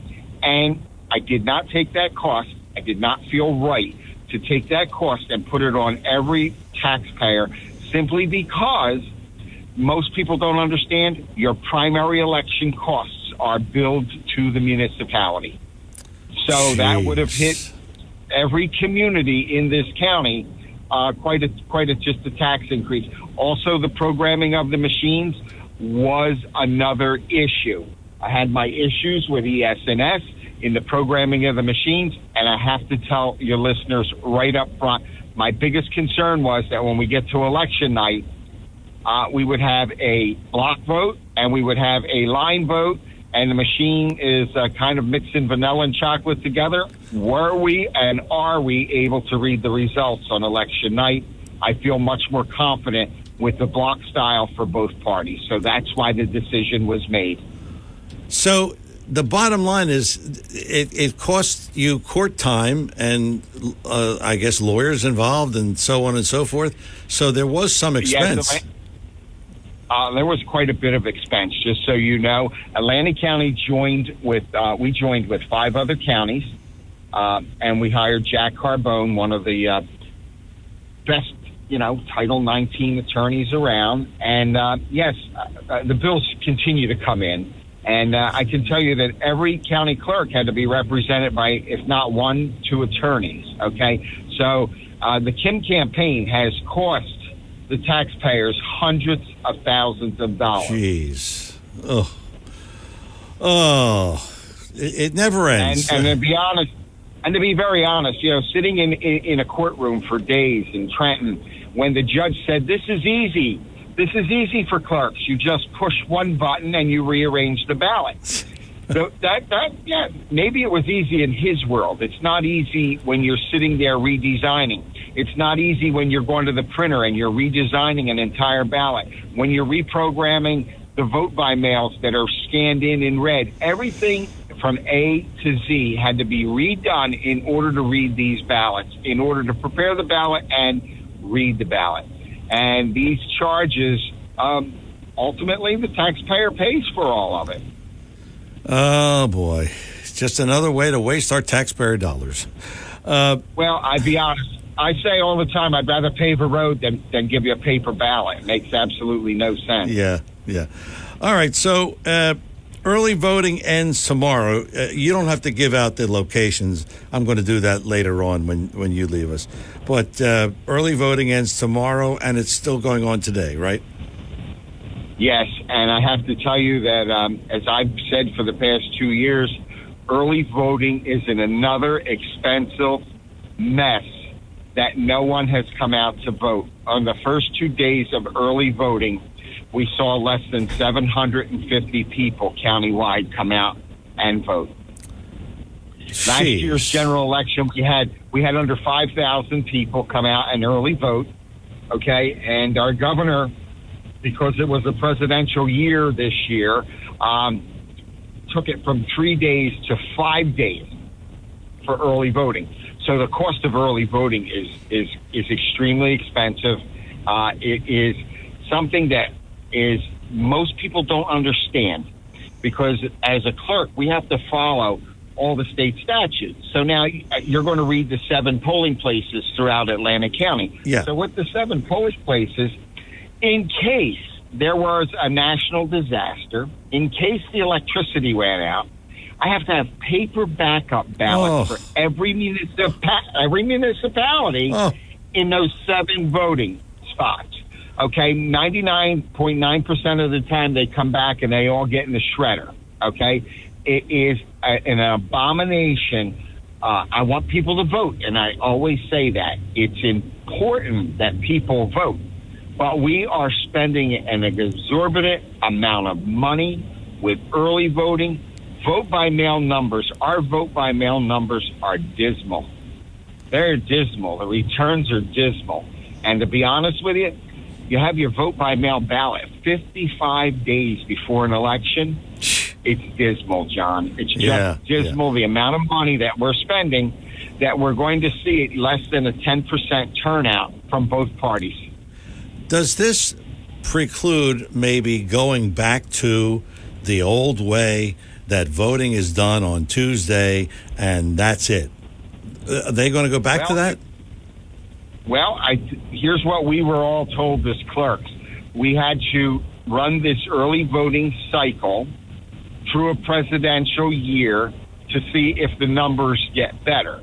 Now, keep in mind, in November, the polls will be open for 9 days prior to Election Day. Wow. 9 days. Wow. And when you break it all out, all of the costs, and I'm not talking man hours, I'm talking the printing, everything else that goes on, the payment of the workers, the people that pick up the stuff at the end of the night. By the time we were done last year, you were probably looking at $300 a vote in early voting costs. Jeez. Okay, I can tell you that my printing budget in the clerk's office is in excess of close to $1 million for 2 elections. That's just a printing bill. Jeez. Oh, I'm telling you, they just spend money like it's going out of style. Jeez. Well, and I have to tell you, the legislature continues to change laws and everything as it is with elections going forward, and it is a continual problem because, example, when you went to the block style ballot this trip, okay, people have voted in a row or in a column in this state for the past 90 years. Yes. I feel the worst for our seniors and people that don't fully understand what has happened. And I truly need them to understand it's not the clerk that did this. It was that mandate that you see at the top of your sample ballot. It was a federal court mandate. Let me ask you a question, Joe. If you do not vote in the primary, can you still vote in the general election in November? Yes, absolutely. In fact, many undeclared or unaffiliated voters do not choose to vote in the primary, and they come out in November. What you see in the primary are your hardest voters for Democrats and your Republicans. And if you take a look at those numbers, as I do, what we call 4 over 4 vote in the primary, meaning people that don't miss elections for their party. That's what you see. You see the most that way. Less than 1% of the vote that will be cast in this primary, people will declare a party. So we're not seeing independents either swing to the Democratic Party or to the Republican Party. They're unaffiliated, and they're choosing to stay that way. Is there anything else you want to tell us about voting in this primary? Well, I wish that if people are a Republican or Democrat, the polls are open today till 8 tonight. They're open until from 10 to 6 tomorrow for early voting. Go out and cast your vote. And then on Tuesday, the polls open at 6 and are open until 8 at night on Tuesday. Really, the only primary fight on the Republican side is the U.S. Senate with Curtis Bashaw. On the Democratic side, the real fight is to who will be running against Jeff Van Drew, as there's 4 candidates running for the Congressional District 2. And on the county level, the only real primary is in the city of Pleasantville with a mayor election and 2 council seats. Other than that, there's basically no primary fight countywide. Yeah, Jeff Van Drew is running unopposed, right?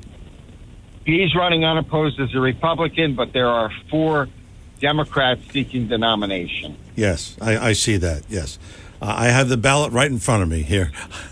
I did my homework. Well, that's the other thing that I want to explain quickly. You see your ballot, okay? When we create that ballot in the clerk's office, because of county committee, because of we are unique in Atlantic County. We're the only commissioners run in districts. No other place. They all run at large in the entire rest of the state. You create different ballot types. Between the Democratic side and the Republican side, we have 99 different ballots that were created by the county clerk's office. Oh. So that's why when I said to you about having paper ballots in a polling district, yeah, that's easy on election day in your voting district. But when it's countywide and you can go to any one of the 7 early voting sites to vote, have to have paper backup for all 23 municipalities, every ward within those municipalities. Yeah, we start weeks ahead of time, sorting paper, put it in envelopes to ready to go. No wonder when people. Hello? John. Yeah, no wonder you go in at 6:30 in the morning. Maybe. I do, because it's the quietest then. It's absolutely the quietest, and it's the easiest time to pack stuff up without the phone ringing or without interruptions, because we pride ourselves on not making an error in having the wrong ballots at the wrong machine. Yeah, we remember that from the last administration, yes. Right? Jeez. Yes. Oh, well, Joe, I'm going to give out when you leave us. I'll give out the ballot box locations and the early voting places. Thank you, as always, for coming on the show and making it a little bit easier for us to understand this. And we want everybody to get out there and vote. Right?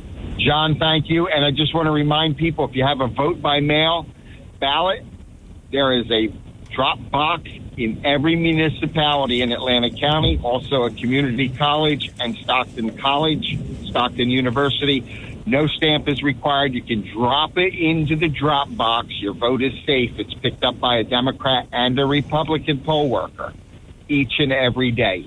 So you have until 8 o'clock on election night to vote your vote by mail and drop it in a box. Good stuff. Thank you, Joe. John, no problem. Talk to you soon. Okay, thank you. Talk to you soon. Thank you. Joe Giralo, Atlantic County Clerk, will give you the early voting locations and the schedule and some drop boxes and all of that stuff. We'll do that on Talk with a Purpose here, Saturdays 9 till noon, WPG, Talk Radio 95.5. We'll do that after these words. The finest fresh fruit and produce you'll find anywhere? Check. Award-winning gift baskets and fruit baskets? Check. Baked goods and prepared foods? Check. They check all the boxes. B.F. Mazzio, 601 New Road, Northfield. And that's not all. Gourmet items, specialty foods, and catering for all occasions. It's all right there. Check them out online at bfmazzio.com. That's bfmazzio.com. B.F. Mazzio, 601 New Road, Northfield. Please join us for the unveiling and dedication ceremony of the Bernie Friedenberg World War II Memorial at noon on Thursday, June 6th at Atlantic City's O'Donnell Park, honoring the distinguished service of U.S. Army Staff Sergeant Bernard Friedenberg and all other Americans who served this country. Be a part of this tribute as we reflect on their enduring legacy on June 6th. For more details, visit bfww2.com. And we're back here on Talk with a Purpose, 609-407-1450. That's our number here in the studio. Waiting on Jeff Van Drew, our congressman. He is scheduled to come on at around 11:30. So we'll hold for that. But we can still take some calls before that. Wanted to give you the early voting locations. Now, early voting is today until 8 o'clock. Tomorrow is the last day for early voting. It's at 10 until 6 tomorrow. Here are the early voting locations. The Shore View Building, 101 Shore Road, Northfield. Mays Landing Library, 40 Farragut Avenue, Mays Landing. Hamilton Family Success Center, 310 Bellevue Avenue, Hamilton. Galloway Library, 306 East Jimmy Leeds Road, Galloway. Atlantic County Library, 1 Swift Avenue, Egg Harbor Township. Martin Luther King Building, 661 Jackson Road, Newtonville. And finally, Quarumba Hall, 15 North Georgia Avenue, Atlantic City. Again, early voting today until 8, tomorrow until 6, and we'll give out some of the Dropbox locations coming up a little bit later on here on the program. But whether you're early voting or you're voting in general, make sure you get out there and vote in this primary. Jeff Van Drew, as I said, he's our congressman. He's coming on at 11 o'clock or 11:30 this morning. Wanted to go over who is running in the primary. And really the only race on the Republican side is for, as Joe said, for Curtis Bashaw and Christine Serrano Glassner for the U.S. Senate. They'll be running. And there's some other people, conservative Republican. Albert Hayes Arshaw for the People. Justin Murphy, American conservative Republican. Jeff Van Drew running unopposed. County Commissioner running on the Republican side, Michael Ruffew. And for the Council Ward 2, Paul Lettieri. So that's on the Republican side. On the Democrat side, the only real race is for who is going to oppose Jeff Van Drew, and there are 4 running for that. Tim Alexander is the Democratic Committee candidate. Joe Salerno is fighting for Atlantic County Democrats. That's his party. Rodney Dean is running, and also Carolyn Rush. So those are the ones running for the House of Representatives on the Democratic side. So that's what's happening as far as the election, the primary on Tuesday. 609-407-1450. We don't want to really get into any discussion, but I just got to tell you, Joe Biden. Here's another reason not to vote for Joe Biden. 2 weeks ago, Biden said inflation inflation was 9% when he took office. Now, he took office on January 20th, 2021. You know what inflation was on that date? 1.4%. 1.4% on that day. But Biden said it was 9, but it wasn't. It's whatever it is now, 6, 7, 8, 9, whatever it is. It's astronomical. Meanwhile, in a survey taken in late April, voter discontent over Biden's performance was front of mind. Voters favored President Trump to handle the economy by a 12-point margin. That's really where President Trump really has it over Biden. Now, will that carry as far as, now with this, he's a convicted felon and he's not fit for office. That's what they're saying. Will that carry? We'll see. But we have to hammer home these points. And for people who are just blind to Trump is bad, he's a crook. Oh, he wants to do away with the Constitution. I heard that on the TV commercial. It's crazy. Steve is in Mays Landing. Steve, good morning. Welcome to Talk with a Purpose. Good morning. Thanks for taking my call. Regarding this ballot stuff, I'm a member of Liberty and Prosperity, just to clarify, and Seth Grossman has been railing against party line voting for years. It gives the party bosses pretty much, a lot of control and advantage. Yes. And, what this does is give more control back to the people. So I'm all in favor for it. Also, as I understand it, when Andy Kim won that lawsuit that caused this change, it was because it was apparently unconstitutional. I don't know if it's a state constitution or federal, but that was what I heard. And also, New Jersey is maybe the only, if not one of the few, that still have this. So even though we might have been doing it for 90 years, doesn't make it right. That's true. Yeah, that's true. Yeah, we're behind the 8 ball, is what you're saying. Yeah, and as far as the costs go, I think that's a kind of a misleading thing too, because if he's already printing the ballot, it says backup. I don't know. It seems to me that you got to recalculate that. Yeah. So a lot of people, the experts, are saying you got to get back to paper ballots, same day voting. And I did when Atlantic County was ready to approve the new machines, and there was I had done a lot of research. As a matter of fact, I have a website. If people want to go there, they can see some really good information from these experts' videos. It's called electionsdeclassified.com. But they're all saying you got to get back to paper ballots. And in terms of cost, they're saying it costs less. I mean, they spend over $3 million, maybe close to $5 million for these new machines in Atlantic County, I think. Yeah, that's it. And there's still a lot of questions about the integrity. And you'll see from these experts on these videos, Dr. Frank, for example, is a good one to watch, where he demonstrates how these machines, have weaknesses and vulnerabilities and connections to the internet, despite what people claim that they're not. They have the capabilities. So anyway, thanks for your time. Are you the gentleman who put that thorough booklet together for me? Yes. That was really fabulous. I really thank you for that. I keep that separate in my drawer because if I have to refer to it for something else, I keep it. It's very. Thank you for that. It really was. Well, that was welcome. That was a thorough thing. Well, you're an influencer, and it's just information that I thought was valid and vetted enough to share. So.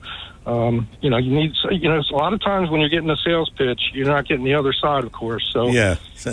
Fortunately we have good people doing some research and kicking the tires. Thanks for the call and thanks for the book. We have Congressman Van Drew on the line. Tell GJ, sorry, can't take him. Congressman Van Drew, good morning. Welcome. Good morning. How are you? Good. How about yourself? John, I'm doing A-okay. It's a beautiful day.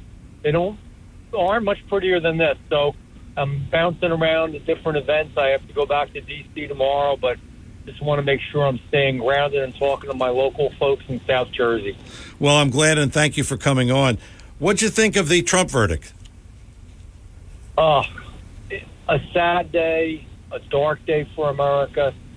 As President Trump said when he spoke, it's about more than just even him or you or me or, the current situation. It's about the republic. It's about the rule of law.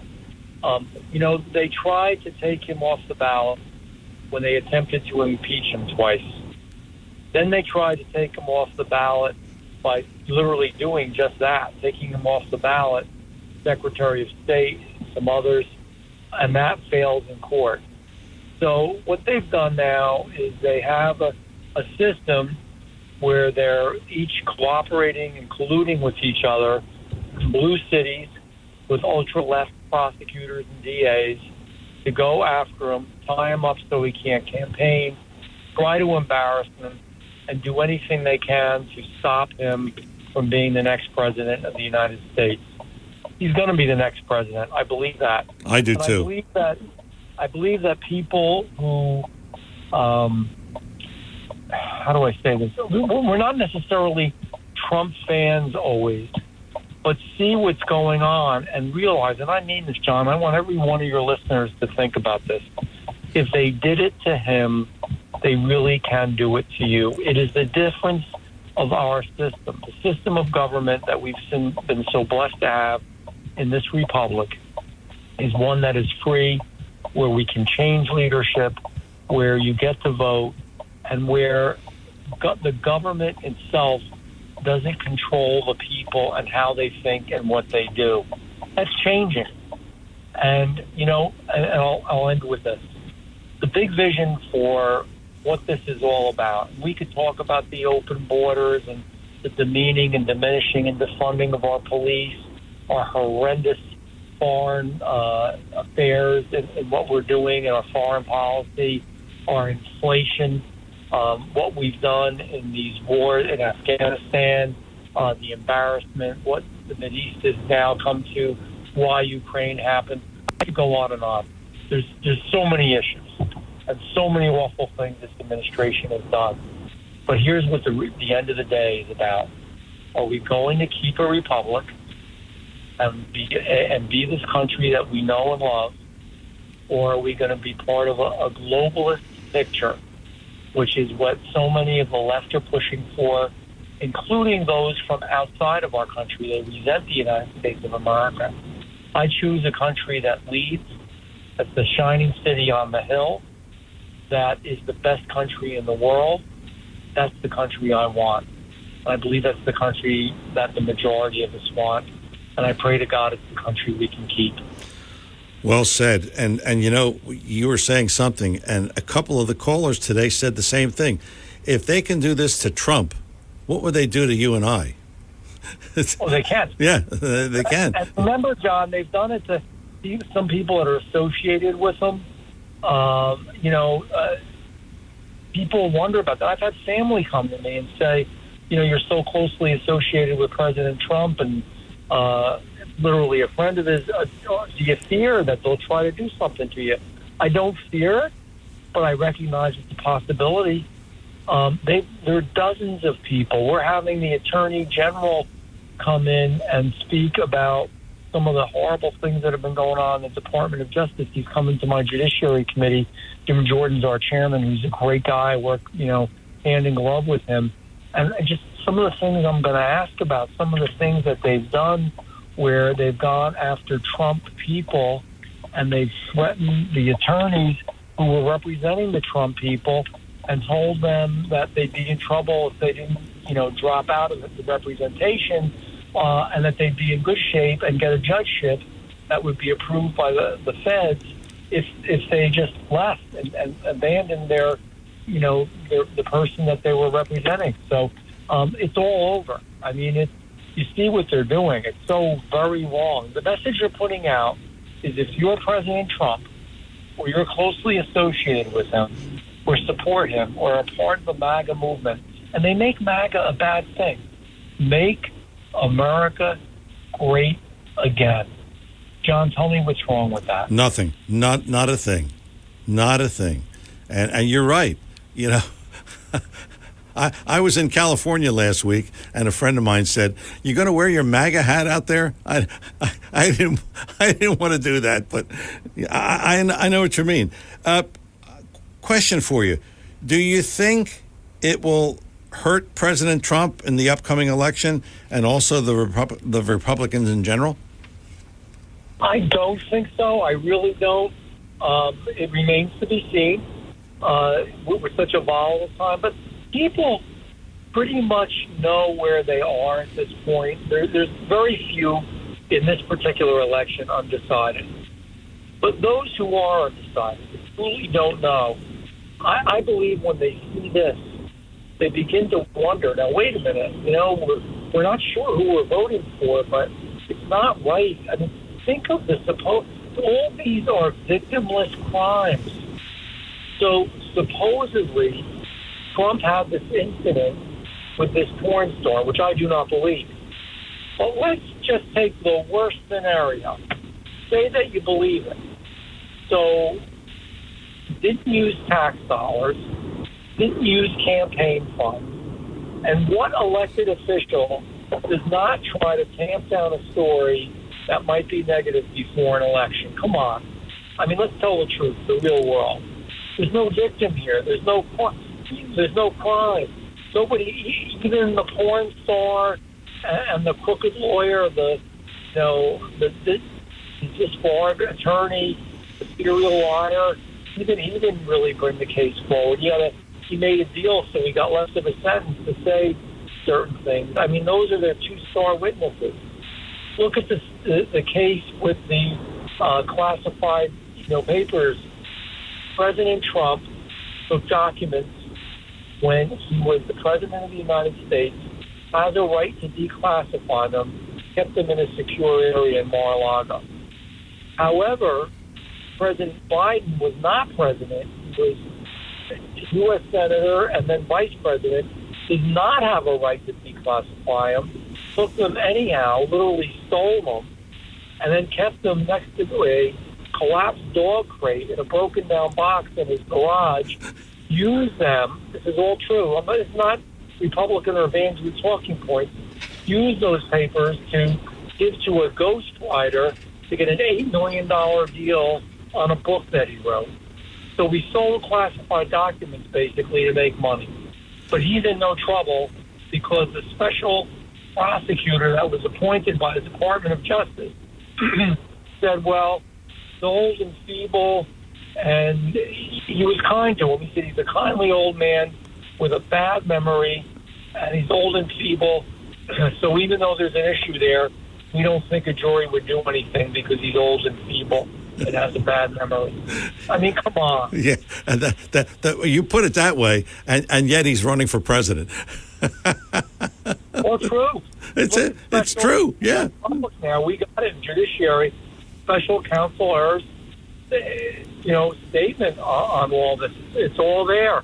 So when special counsel came to the judiciary committee, I said, okay, so what's the deal here? Either you gave him special treatment again, like you tried to do with his son in the Department of Justice, and it was justice for thee, but not for me. That's the one possibility. Or he's so old, feeble, and his memory's so bad, he wasn't really capable to stand trial. But he's capable to be the president of the United States. Yeah. Which is it?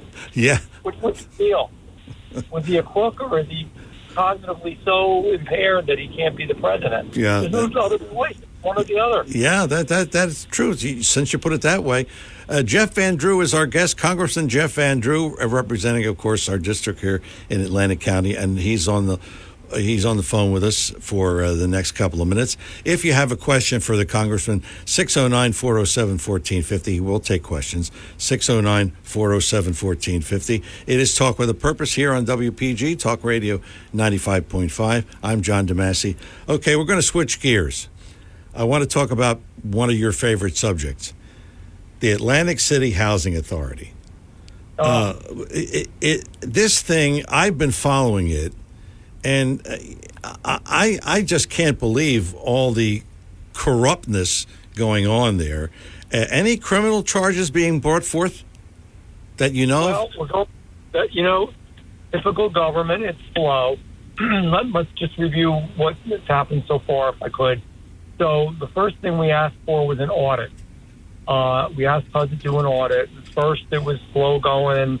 They weren't doing anything. We kept the pressure up, literally day and night, and we got the audit. And even that opened their eyes.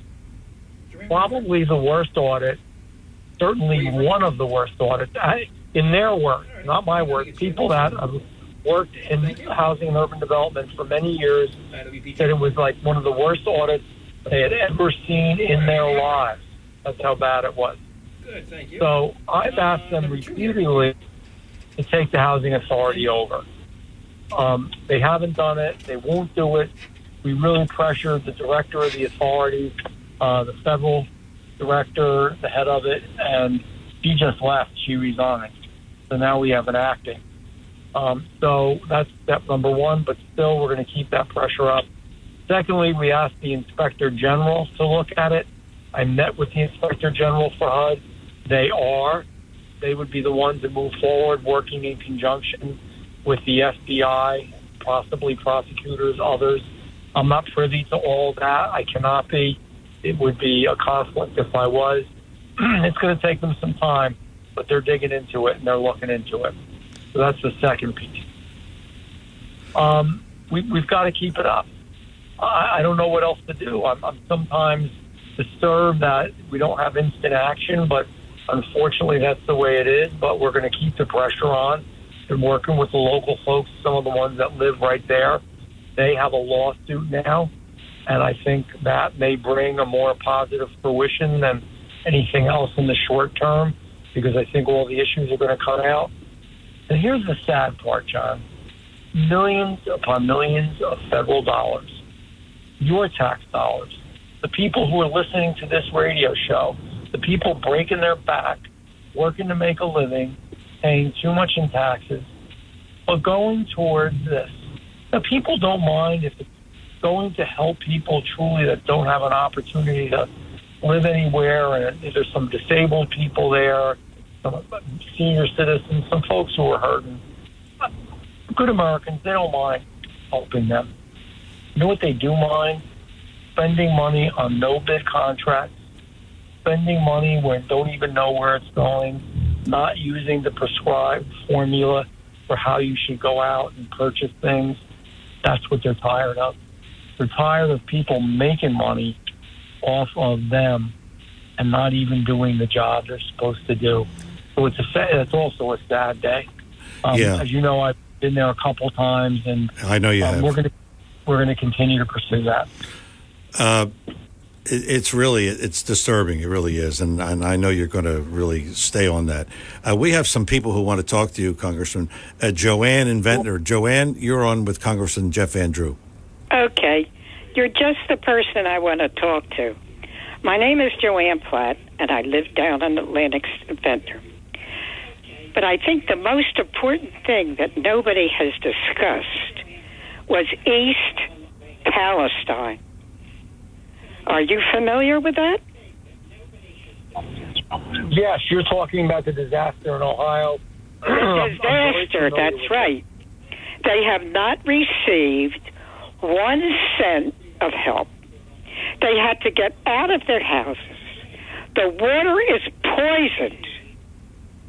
Nobody has helped them. I believe that if you get to Trump and have him look into that and go down there, would be a terrific thing for him to show him. The president never went there.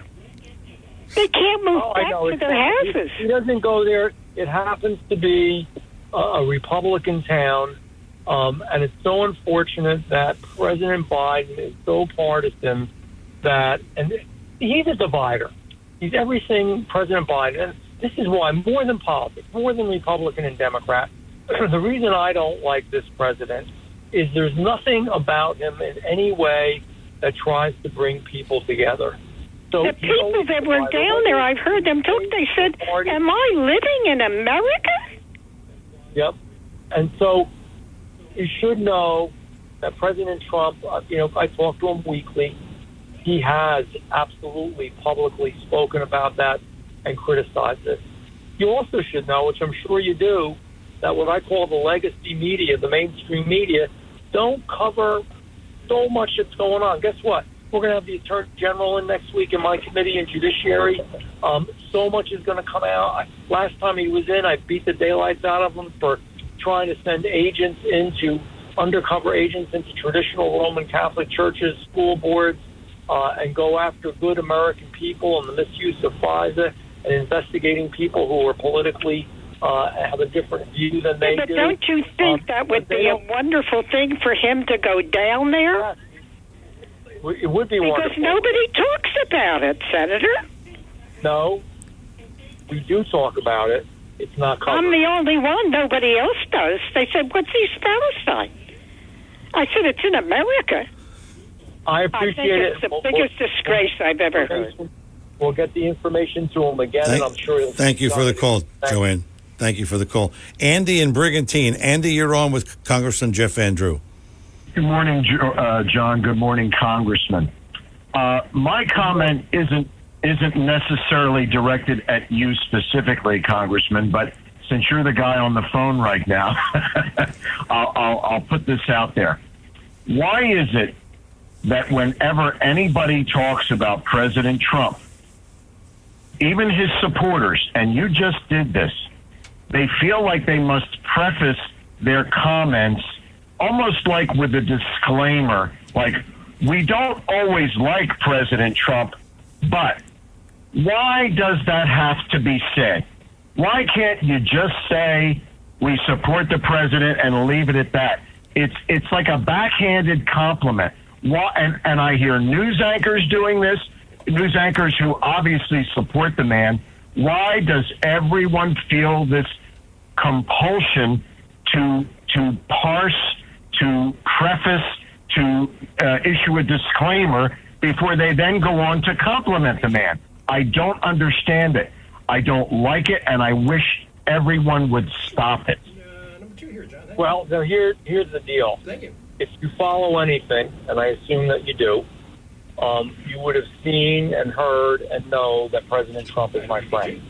You would have seen and heard and know that even most recently publicly when we were Wildwood, I spoke before he came on the stage, and when he came on the stage and he spoke in front of 100,000 people, he called me up and we spoke about each other in the strongest possible terms. So I may be the guy on the phone, but you're picking the wrong guy. Secondly, no, but I heard with now. Let me finish. And I heard. Let me finish. Okay, I'm sorry. Secondly, the reason is because we want to do? We want to win. There is a group of people out there, and President Trump knows this. I speak to him all the time. That say, I just don't like everything that he says, or sometimes he's too harsh or too this. I love it. I support him. I support him in front of millions of people, on television, on radio, in front of when I'm at a rally with him. But we want to win. So we're saying to the people who are undecided and not sure, this is not about just the personality contest. I don't know how anybody could like Joe Biden, but there must be some. This is about where we were 4 years ago and where we are now. Look at the ability of the man to get the job done. Yes, that's that's why true. That's why we're saying that, because we want to get those independent, undeclared voters.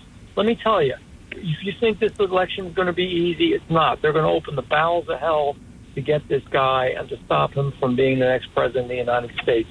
We have to use every mechanism possible and work our tails off to the last minute of the last day to win, because that's what I'm about, winning. I agree with you. I agree.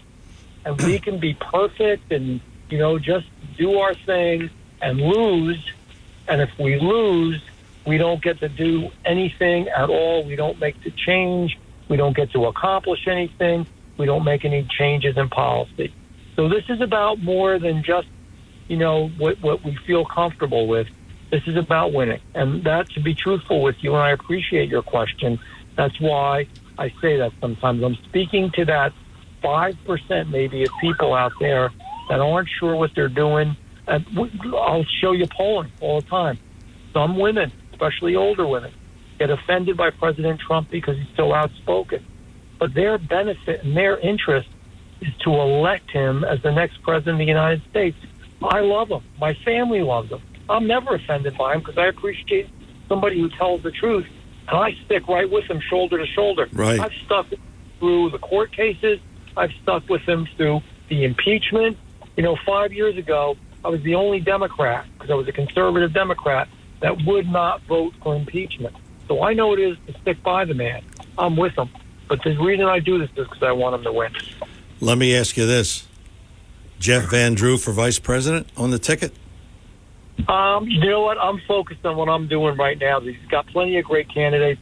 I love being in Congress, and I'm going to help him a lot when he does win, because he will, in the United States Congress.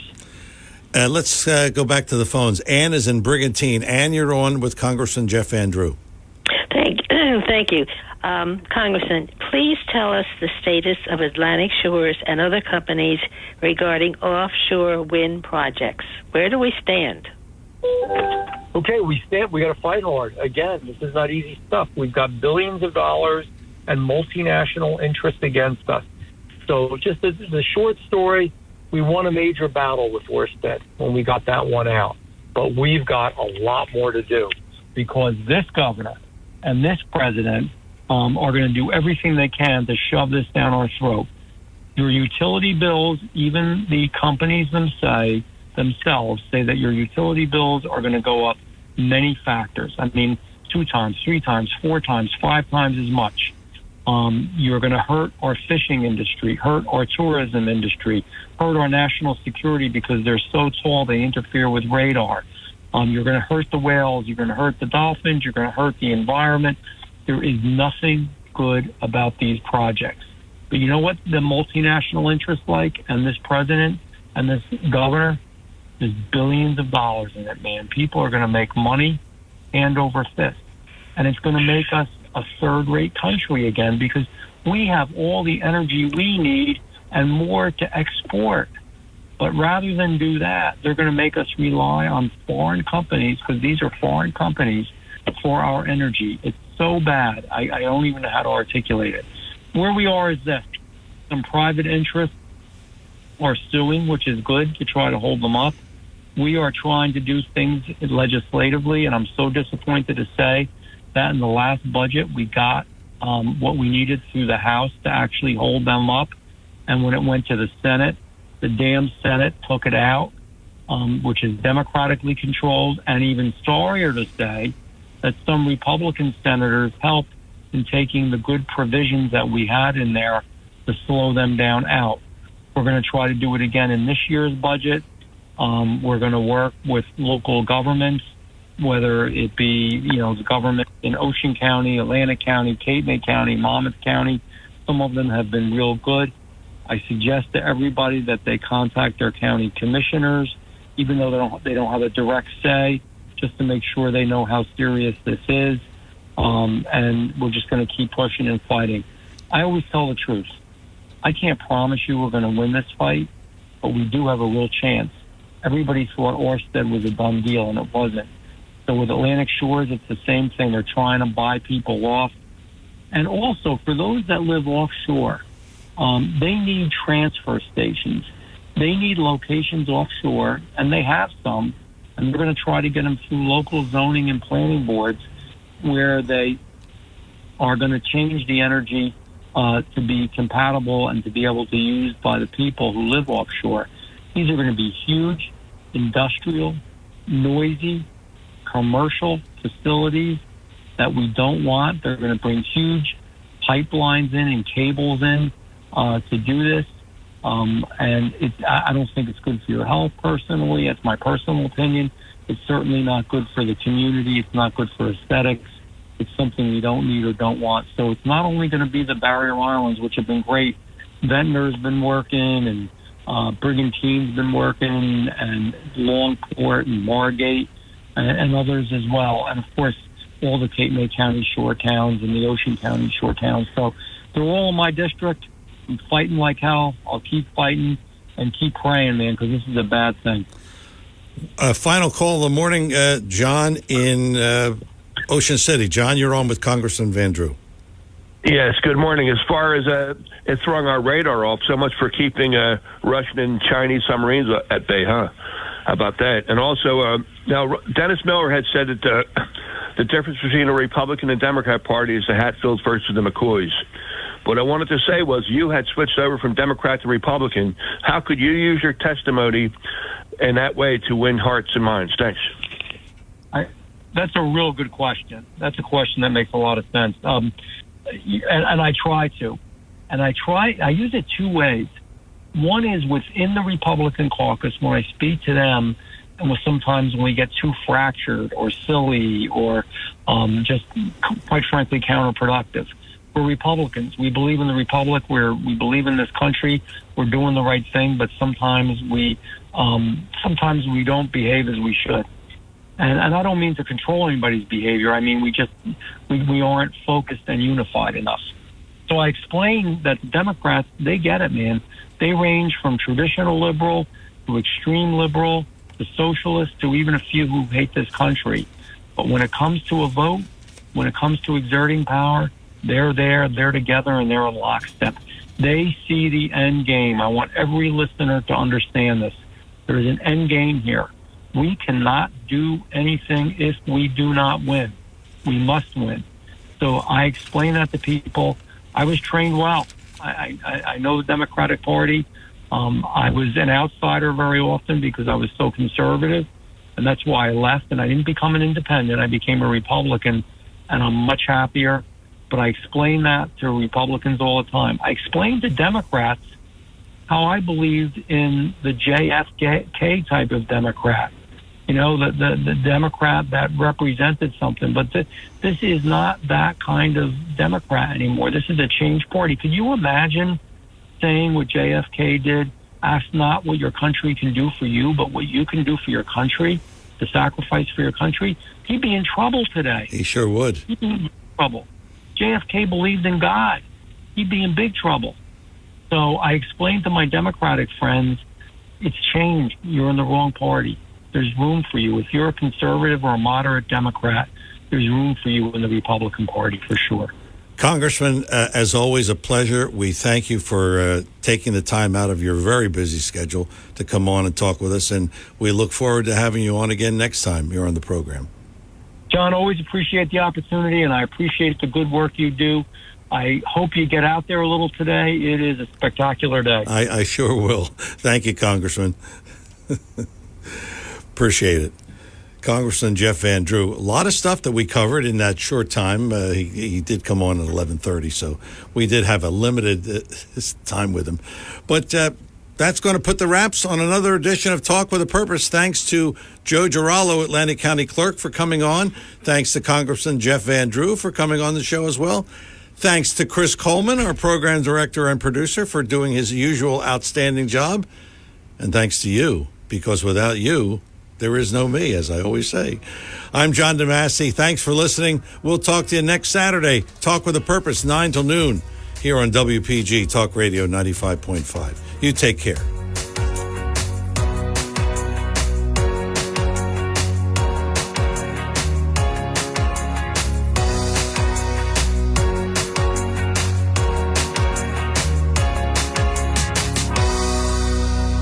The preceding program was paid for and presented by John DeMasi.